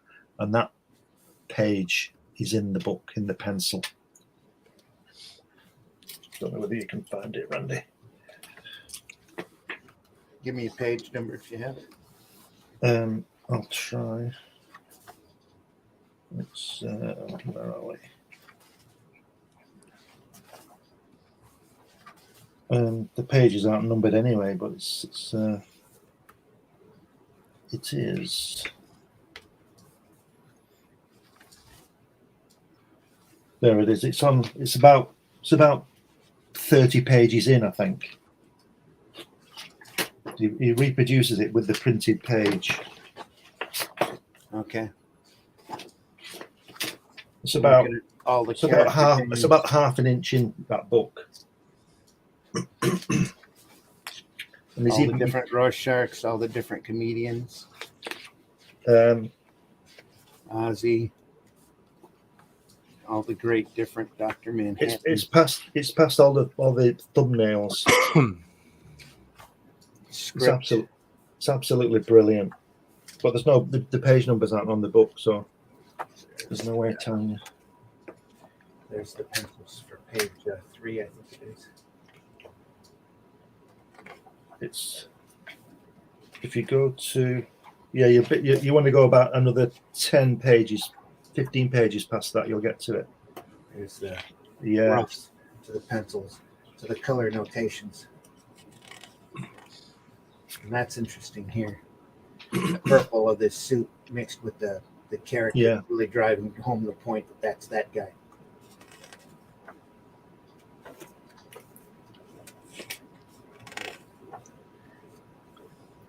You're getting there. Keep going. Looking at Gibbons, watching the Watchmen book. You're nearly there now. Fire scene Just a couple of pages. right there. Excuse me. Is that what you're talking about? The rough here, or there's a pencil? Keep going. Keep Rather going. in- The next page. You see that page in pencil. Oh, there Look we at are. that. Look Yeah. at that. Look at that. And you can even see where he's used his good old Ames guide for his lettering on it in the book, where you can see it. That's a bit shiny, but that's pencil work. How good is that? Yeah, look, how good is that drawing? I mean, Russ talks about anatomy. Look at that. Yeah, it's well done. It's superb, isn't it? Yeah. Like everything from the shifting of the weight onto the right foot. Yeah. Just brilliant. Harsh perspective as well. Yeah.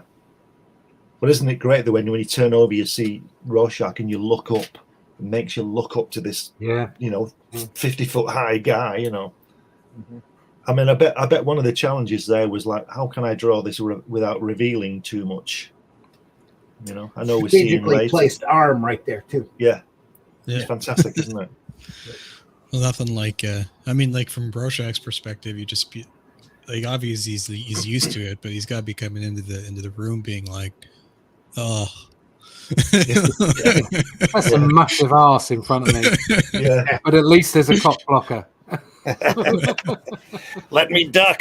Anyway, duck as you turn.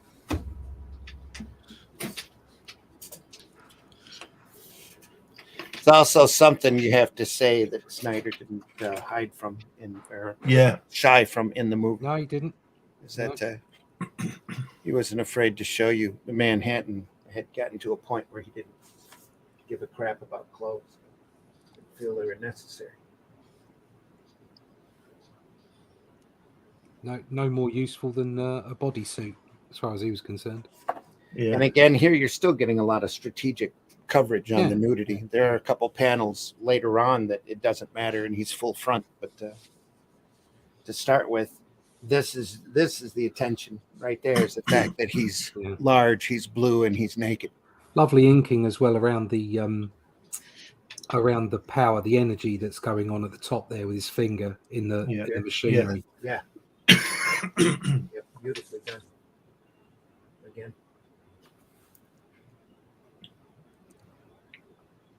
I'm not here to speculate on the moral lapses of men who died in the country's service. Moral lapses. Right? It's a moral lapse. Then we broke her ribs. No one's choked. Yeah, Brian's right. Brian's saying it feels like Manhattan is a representation of Michelangelo's David or Da Vinci's Vitruvian Man. Yeah. And again, what we were talking about earlier about drawing superheroes and what have you. The whole point is there is not an ounce of fat on this guy's body, all right? Because he's effectively a perfect structure. He's just he's without waste, as it were. So it's not about being Arnold Schwarzenegger. It's about having a body that is without waste, because he's perfectly in tune, and just the way that that's drawn is brilliant. Yeah.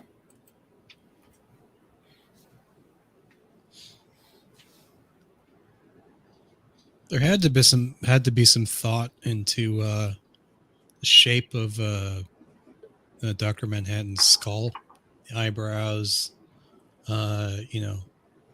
going on there, because we know that, like, clearly psychology was used in the whole thing, right? We know that the artists and the writer Moore and they had a passing understanding of psychology, at least. So there's got to be something to do with the eyebrows and the shape of Manhattan's skull to with the connotation there is that they understood a little bit about the psychology of the shapes of people's heads and the different ways. Like, it does sort of belay an uncaringness to it, right? Like a not villainesque, but indifference, Yeah. Mm-hmm. Maybe even superiority, I guess.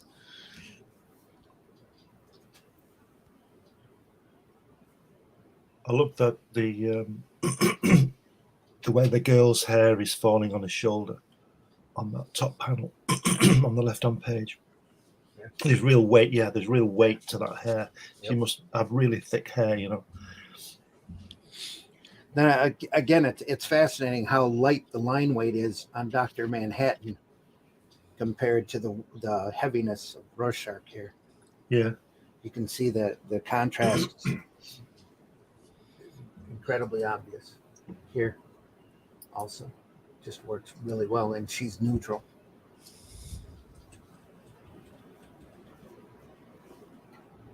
It's great stuff. I think it's great the way it's all calculated, this, isn't it? I mean, it could have been ruined by being so precise in every aspect of it, but the whole thing just works. Yeah. It is a work of art. It is a work of genius, I think. You really got to wonder how much time he took more. That is, once, because he pitched this as the Charlton characters originally. Yeah. How much time he took between that and I think it was Giordano was editor-in-chief at the time, telling him that the story was too good, that just change the characters around and don't use the Charlton characters, use different characters, and we'll print the story. And how much time it took him between that to come up with this. You know, because there are similarities to the Charlton pantheon here, but there's obvious differences that he went through and changed intentionally to fit the story. You know, Dr. Manhattan was supposed to be Captain Atom. Rorschach was supposed to be the Question, but instead he makes his face, he changes him from the Question and puts that Rorschach element onto his face.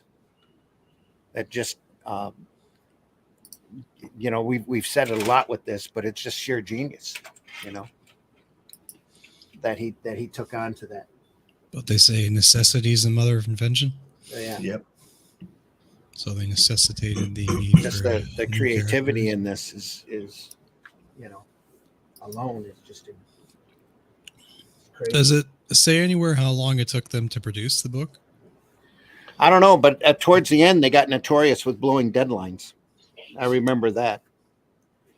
The 12th issue ended up coming out months after it was supposed to, because they kept falling behind. Nobody, everybody complained at the time, you know, but nobody, you know, I don't think there was anybody that stopped reading the book because it came out so late.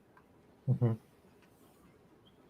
I think it says in the Gibbons book that Gibbons himself says that they were up against deadline from day one, meaning, you know, we all have a deadline, but it was the deadline was now.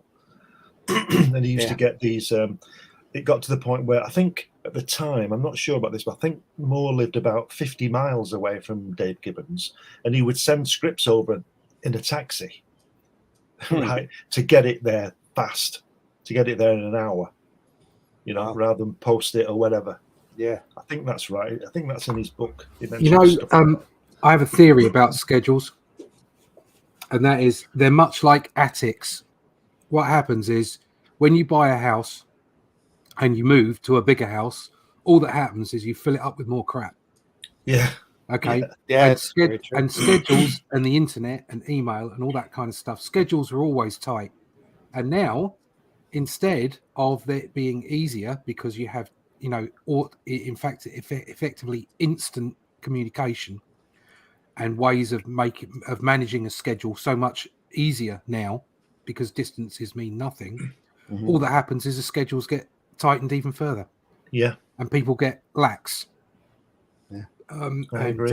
You know, I'm not going to mention any names specifically, but I've been under incredible pressure during my time in different circumstances and schedules where they've just been stupid, absolutely stupid. And you think, surely you could have worked this out a bit better. But there you go. For me, yeah, I hate schedules. Absolutely. I think things like crowdfunding and independent books, you have to give yourself a schedule. So, for instance, I blew my last schedule because of real world work. I had other gigs come in. I also had a lot of issues, family issues, and that made me late on my second book. The book is done; it's out with people now, and keeping lines of communication open is incredibly important, and people trust you because of that. And also, they get the product in the end. But I won't be doing it the same next time. I'll be making my books and then providing, some kind of system to buy the book, because I feel like if you're going to have a schedule, you've got to stick to it. Yeah, And the problem with mainstream comic books is that they seem to give ridiculous schedules. They never give the artist enough time to do the work. Yeah, but I still think you need a deadline because you never get anything done. Oh, you do. I know they can be stupid, but I think you do need it. You do need deadlines, but I think you have to be disciplined enough to meet your own deadlines. Yeah. Don't get other people. I think it depends on what you're working on, obviously. Like if it's a one-shot, graphic novel with no, like, there's not going to be another, copy of it, and it's just one thing. You could take all the time in the world you want to get it perfect. If it's scheduled where your monthly thing, or you're gonna deal with the issues of that, of course. Yeah. I mean, the one that we're working on now, me and Randy, has no schedule. The schedule is we have an internal schedule, so we have an idea about how long we want to take it and how quickly we want it to be put together. Okay, but nobody else knows that schedule, so there's no external pressure, and you're also not over promising and under delivering as well, which is incredibly important. But it's like in life, everything's got two sides. If you're working with yourself, working by yourself, for yourself, that's great. But it's also can work against you because you're not having to deal with anybody else who's expecting something from you. No, well, that's why more people at the door. That's why discipline's so important. Yeah. Them crazy Jehovah's Witnesses. Look at that panel there. Sorry, look at that panel where he's walking across the fence. It's Gunga Diner there. That's where they all eat, isn't it? The Gunga Diner. That little box at the front there. Can you see it in the foreground? Yeah. That Gunga Diner is in the book. Yeah. Sorry, Whiskey. Go ahead. Well, I was just saying with 3D art on, which is sort of, you can see the contrast between my work on my art station and stuff like that. Quite about scheduling and not. Like I have a piece I put up there, which was done for a YouTuber, and he wanted something in like 30 days, and he wanted there's like life going on around and at the same time, so getting the schedule done in 30 days and 3D art takes a long time, right, to finish compared to 2D, depending on the work, but it takes a bit longer. So he's asking for 30 days for this one piece, and then I'm using it as a reference point in my portfolio. I'm showing people, and some people are like, that's not that very good. I'm like, well, it is if you consider how short the amount of time it took me, to do all this work, right? Yeah. And then you look at some of the other stuff on the portfolio, and it's without the time schedule, and you see the stark difference, between the works, right? And like what limitations can, like how they can affect art and how they don't. I know it's not like you guys haven't seen it, but for me, it's like it hits a little home with the schedule thing, I think it's all down to discipline, isn't it? Yeah. Yeah. Brian says to me, I look at deadlines and goals in much the same way. If you don't meet one for some reason, you can push it back, but beating yourself up about it is counterintuitive. With the schedules, actually, that because that scheduling was so tight on that one piece in my portfolio, it actually cost me a repetitive work because I couldn't quite get the schedule done in time and went a little bit over, and I would have had a consistent gig if I had finished it in time, but it didn't work out that way, and I lost a consistent stream of revenue because something like that kind of like can stress out artists. It does discourage you to even get into a schedule, like a tight scheduling thing again. Yep. But a lot of it comes with experience, to be honest. True, yeah. I mean, like, Yeah. the more you do it, the quicker you get at it. Yeah. I mean, trying to measure how long something will take is always an absolute nightmare, because, and it doesn't matter whether you're doing it, and it's like your second job, like you have another gig, or if it's something that you do all the day. Like, this is what I do. I do this every day of the week.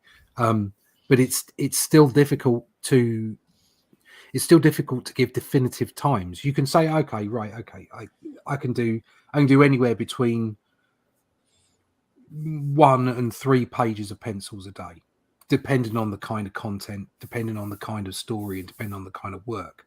But it's amazing how things can change halfway through a gig, where where your client decides, oh, could we do something else with this? Could we make it work a little bit better? And you've already said, okay, these pages, I reckon I can do 2 a day. So it's going to be 10 days and you're going to have 20 pages. Okay, or 10 working days and 20 pages. And then they go, oh, right, okay, well, we saw this page you did a few weeks ago and we really like that one. Can you do that now? And it's like, well, yeah, but that's going to take me, I'm not going to get 2 of those done a day. And suddenly the schedule goes tits up. And it doesn't matter how often you do this, it's replete with issues. You're always gonna at some point cock up your schedule quote, because life happens, work happens, whatever, things happen. So always try and give yourself a little bit longer. That's I go the Scotty route. It's how on earth do you do it, Scotty? So, I always tell them 6 weeks when it's only going to take me 2. Yeah. It is nice to be able to, like, to give an extra, grace period and be like, this is what I need. But like in the case of this, in this one, I guess piece that I did, there was like he wouldn't accept a shorter. I said this is how long it's going to take, and he wouldn't accept it. He's like, okay, I'll just get somebody else. But you need the money. You got to eat. So you try to do it. Which is unfortunate about this one piece is that the when I was 3D artworks somewhat like Lego in a sense. You can build different pieces together.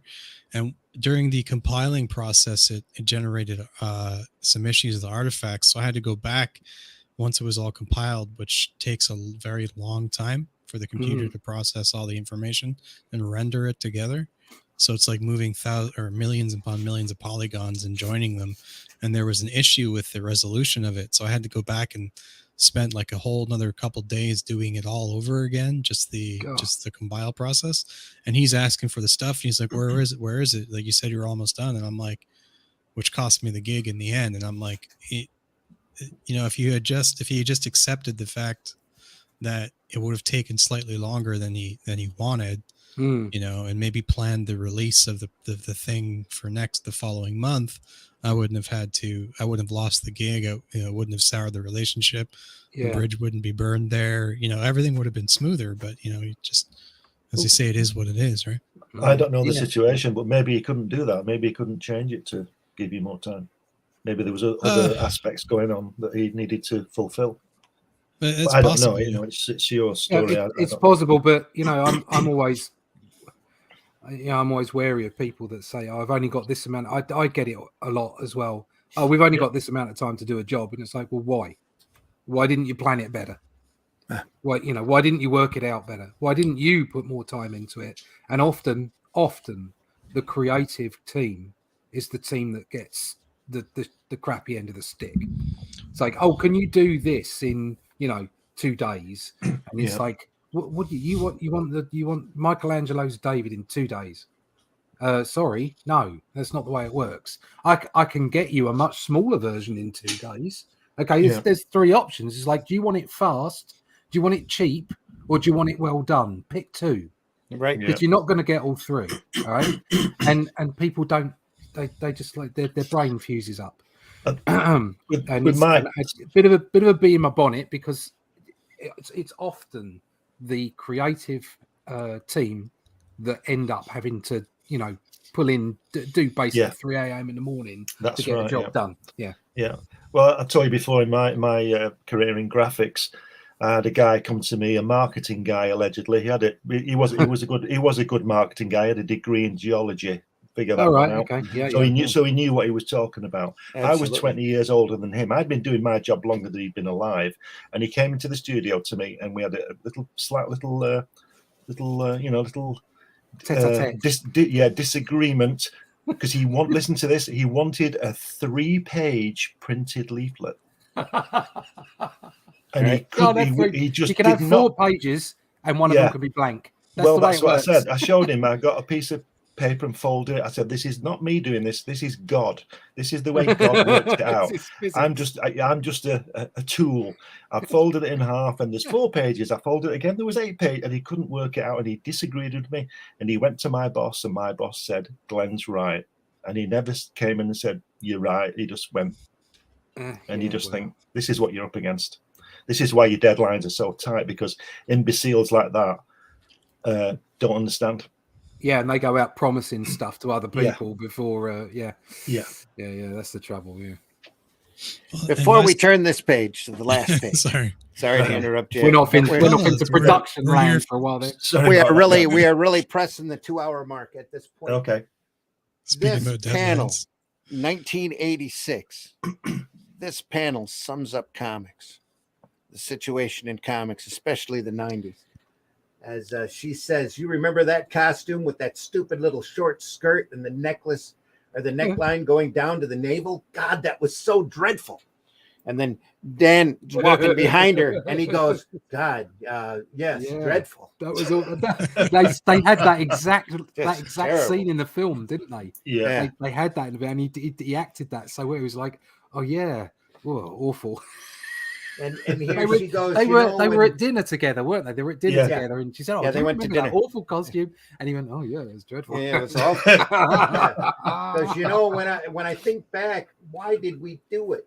Why did we dress up like that? The Keene Act was the best thing that ever happened to us. And he goes, "Yeah, you're probably right." And then you have this great silent panel here where she's wistfully looking away and he's regretting. And But he's looking Looking down down at that button. Look at the way It's they're doing beautifully that. done. So this is perfect because this scene is in the film, Yeah. okay, and it's done completely differently. Okay, it's done far more in a far more relaxed way, I think, and it's done exceptionally well. Okay, Mhm.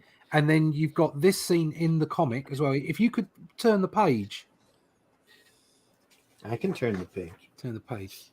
Okay, right. No, he goes to somewhere else. But the whole point being is that you can see that you got the emotion, you got the subtlety and everything through the sequential pages in the story in the comic, as well as you got it when you're seeing it in live action. And the comic never tried to be a film. No. The comic was a comic. There was nobody making this comic, okay, was thinking, I'm going to get a Netflix deal. Yeah. Okay. None of this was like, I wonder if we can make a film out of this. They were making this as a comic, as sequential art, to be a piece of art, to be a piece of literature. Okay. And they nailed it, absolutely nailed it. And that one scene there, you can see an exceptionally well put together film and an exceptionally well put together comic, both doing the same thing in their own way. Yeah. And both ending up with the same excellent results. And in the last page, we end the same way we started, with an extreme close-up shot as the camera slowly pulls off to the most important element that you want to get across for the story, and that is the comedian is dead. And it's funny the way that he's telling him the stories, and she's laughing, really laughing, and then he says the comedian is dead. That whole thing. Yeah, I mean that it's not quite the same in the film as it is here, but the whole point being, it's like, why don't we have any fun anymore? It's like, well, the comedian's dead. That's what you expect. It's so poignant, such a poignant thing, and just it brilliantly ended there, and straight up shot with a perspective down. Yeah, overhead was brilliant, absolutely. That feeling of vertigo that you had when and you get that fantastic Bob Dylan line right at the end, and sums it all up. Yeah, you know, they go around and round up everybody up who knows more than they do. Superman Wow. and crew go out and around. Yep. And we get the Yeah. clock at 10 to 12, like it said on the newspaper. So are there, have we got to do this show 12 times? We might. Yep, well, we that's just just for might. this book. That's just for this book. That's right. Yeah. It's just that one episode. And then there's a chapter from Under the Hood, All the backstory. Yeah. filling in some of the backstory. If you just go back, Randy, there's a nice little homage there, I reckon, to Jack Davis with the shoes. I know I always mention it. The next page. Labadap. No, not that. Oh, no. no, the Next other one. page. The shoes with the Oh, look holes at that, in. yeah. hole in. They're Holes Jack in the Davis shoes. shoes. They always have holes in. Well, Those- I'm sure that was a popular. I That know. was a thing back then. Nobody wanted it. These shoes were handcrafted back then, and they wore out. When they wore out, you didn't want to get rid of them, so you just Probably walk couldn't around with afford a to hole get in rid of them. Yeah. Yeah, it looks great. I remember putting cardboard in the bottom of my shoes when I was a kid. Yeah, I've done that. Justice. Yep. All the way. Have you to the been back playing cover. football in them shoes again? 12 No, minutes to no. midnight. Yeah. Back cover. And That's that it. was the first issue. Of Watchmen. I kind of thought that we would end up doing this. So if we I take 12, don't know, we it's- take 12. I think what's great about it is that what we do on this podcast, whatever you want to call it, on this video, is that we go through these books, but we also compare notes with Yeah. those people. So we talk about our own production experiences, we talk about our own techniques, how the people that we're looking at, the artists that we're looking at, have affected us as well as enjoying all their art and the stories. That's what's great about this. I think about this Yeah. program we do. What we do, yeah. I think more artists, more writers need to be watching this. So that, if not to listen to us babbling on, put it on at ×2 speed and look at the art, if nothing else. Yeah. Yeah. Look at what they're doing with it. Yeah. We look at some great stuff here. We'll look at more great stuff, but next week we'll look at. We'll also be looking at book 2.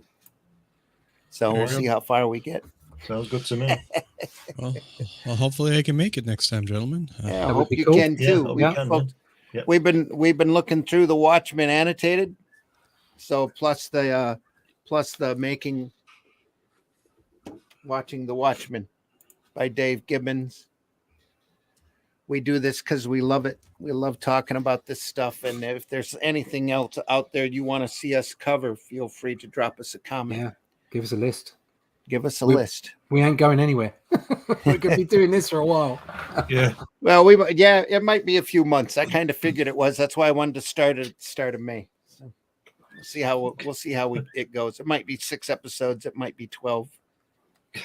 We might So, have to With break it up. something this great, it could be 12. Yeah, Yeah. absolutely. I guess since this is my first time on this particular podcast or this particular show, you guys can check me out at if you don't mind me shouting myself out there. Yeah, Give me a yeah. chance. We'll roll. Well, in fact, here I'll pull you up and you can tell folks where they can find you. Whiskey. Yeah. Go ahead.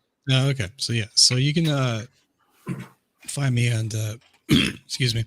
You can find me on Twitter. Right now I do commissions for figures for comic artists and like miniatures and all that stuff. It's under Bandit Ricochet on Twitter. That's the easiest way to get a hold of us.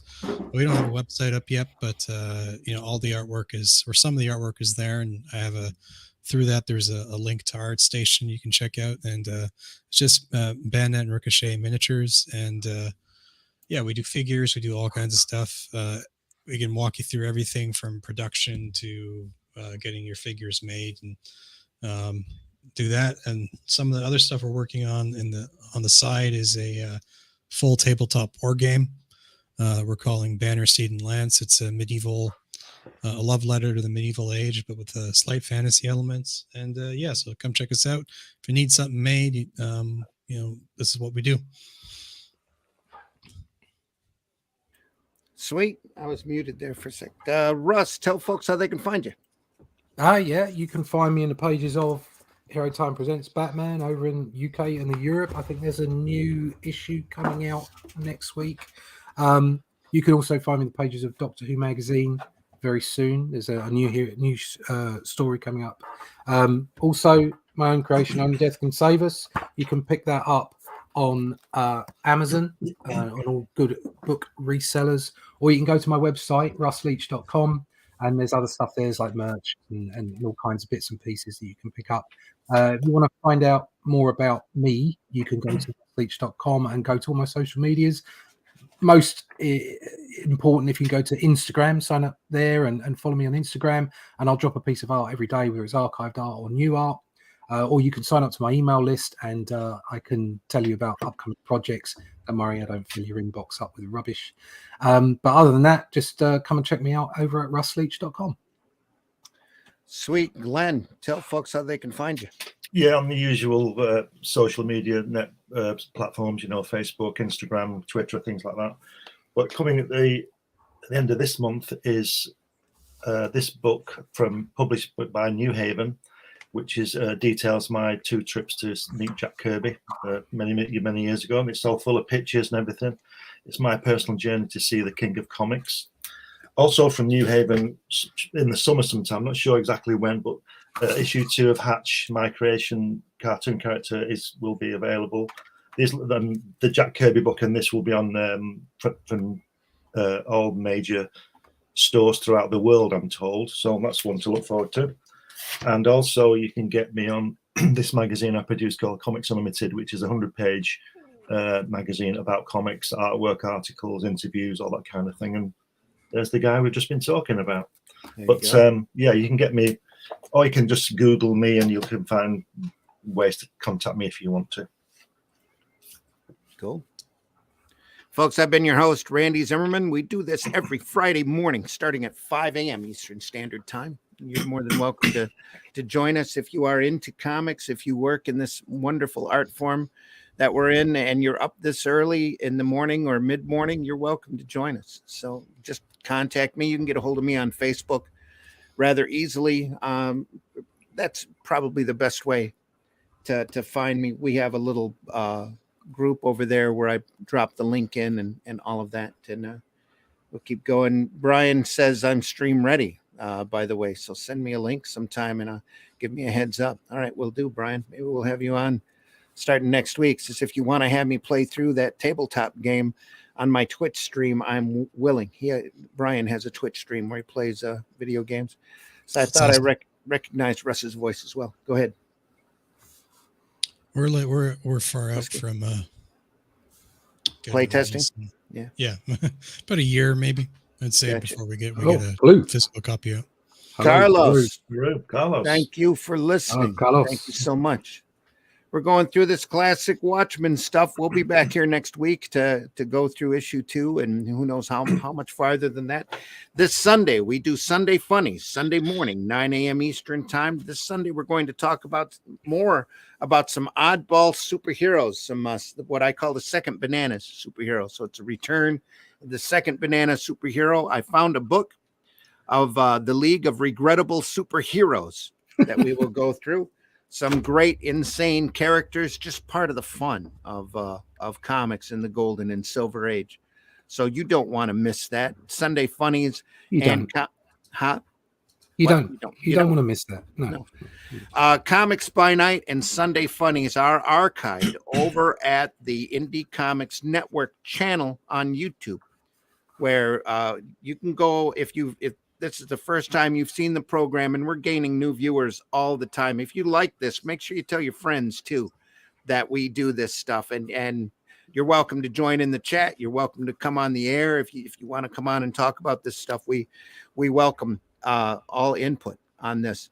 So if you go over to Indie Comics Network, you'll see that we've been doing this for about, I don't know, 7-8 months now.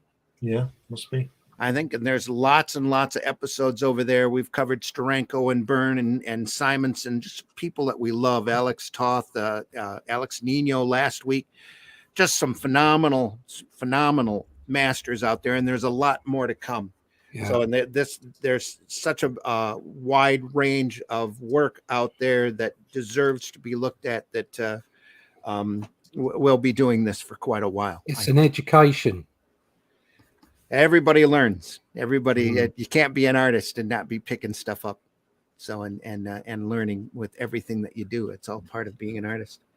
Carlos again smiles and tips us a beer. Face. Smiley face. Is it Bud Light? Next week, 5 a.m. Friday morning, Comics by Night, Watchmen Part 2. So we'll see you then.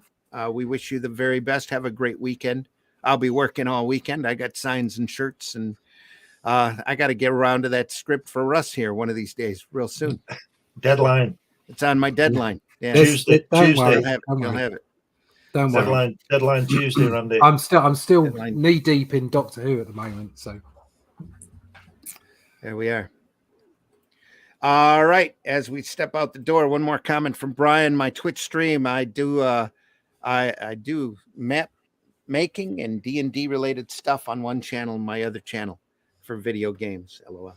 Okay. Well, yeah, like I said, Brian, find me on the Twitter there and send me a message, and we'll talk. Bandit and Ricochet Miniatures. Cool. And folks, you can see my work if you want over at arrowcomics.store. Arrowcomics.store, where you can pick up such items as my I got a HeroBot Zero book. That's a 3-foot-tall giant robot who defends a city from large monsters as long as he can do it on the clock and get time and a half for overtime. In fact, there's 2 issues of HeroBot Zero available. The second issue has a cover by somebody named Scott Rosema, who not Scott Rosema. Just show up one of these days. Yeah, You know, Scott Rosema is the Scarlet Pimpernel of They comics. seek him the here. Scarlet seek him Pimpernel here. cover. There you go. Also do Paragon, which is a superhero story I'm especially proud of, with artwork by H.R. Harris, and Calico, which is a high fantasy adventure comic with artwork by C. Michael Lanning, who we hope is getting better all the time. Yeah, I see. I know Yep. he's home and recuperating. We wish you well, buddy. You're in our thoughts all the time. Get well soon. Come on the air when you get a chance, if you're up this early. Also, there's Revolt over there, which is an anthology book. There's this issue of Revolt's got a story by Glenn in it. It's got a story by me in it. Second issue of Revolt, it will be available, if it's not already, will be available incredibly soon. It's part of the Arrow Bundle #2. And also, I also have a campaign I'm running right now over at Fund My Comics for a comic that is near and dear to my heart called The Fool. There's a guy who dresses up in a kind of a patchwork costume and fights street crime using practical joke weapons. And anybody he ties up for the cops, he takes a section of their clothing and incorporates it into his action duds. So, and the police want to just get this crazy guy off the street. That's their whole point. The issue over there at Fund My Comics is self-contained issue, 32 pages, great story, a lot of fun, and in full color, because a character like that you have to see in full color in order to really appreciate. Let me see if I got an example of the artwork here. There we are. There's the inside front cover in the first page. That's the kind of fool he is. Fool for the city right there. All right, we'll run a little bump for that as we go out. But in the meantime, folks, we wish you the best. Again, have a great weekend. Try to leave this industry in better shape than what you found it. And, the only way anymore that you're going to get word out about how great this art form is by word of mouth. So go out there and tell your friends. Give away comics for gifts. Go visit your retailer and take a look at some of the stuff that he's had, especially those boxes closest to the floor that he might have had for years and is willing to get rid of it at a discount, maybe, if you ask him. There's some great black and white magazines out there, some great older comics out there. It's just phenomenal. So we love doing this. We love talking about it, and it's why we're here. All right, everybody. Wish you well. See you soon. Casa Vidania. Take care. Hey, folks.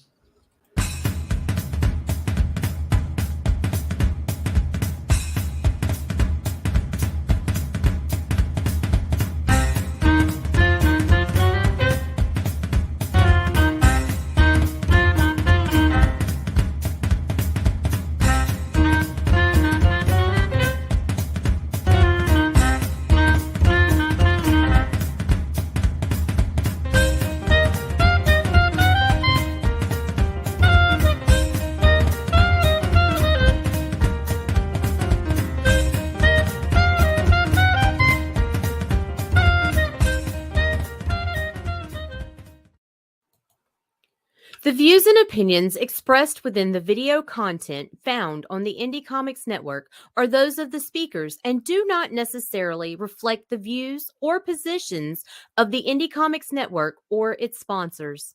The cops are doing their job as long as they don't be mean to people who are actually being innocent.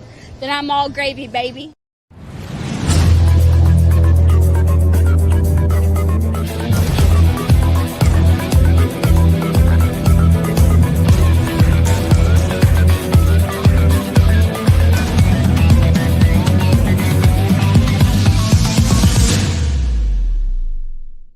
Have a question or comment for us to address on the show? Have a topic you want us to talk about? Email us at indiecomicsnetwork@gmail.com. Want your comics to arrive in pristine condition? Head over to GeminiComicSupply.com and save 10% on your next Gemini mailer order or anything in the Gemini Comics Supply store. Use coupon code RAGIN10. That's RAGIN 10. And who's your favorite Marvel Comics hero? Mine is Superman. Remember the motto? With great power comes great responsibility.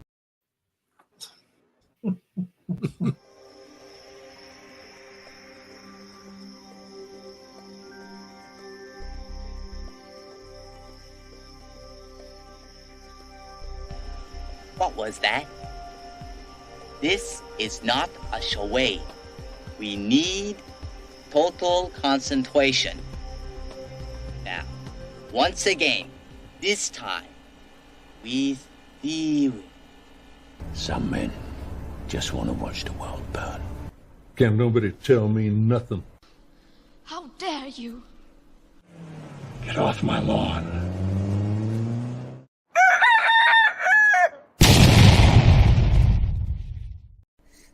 Do you draw the Flintstones naked? There's a market for that.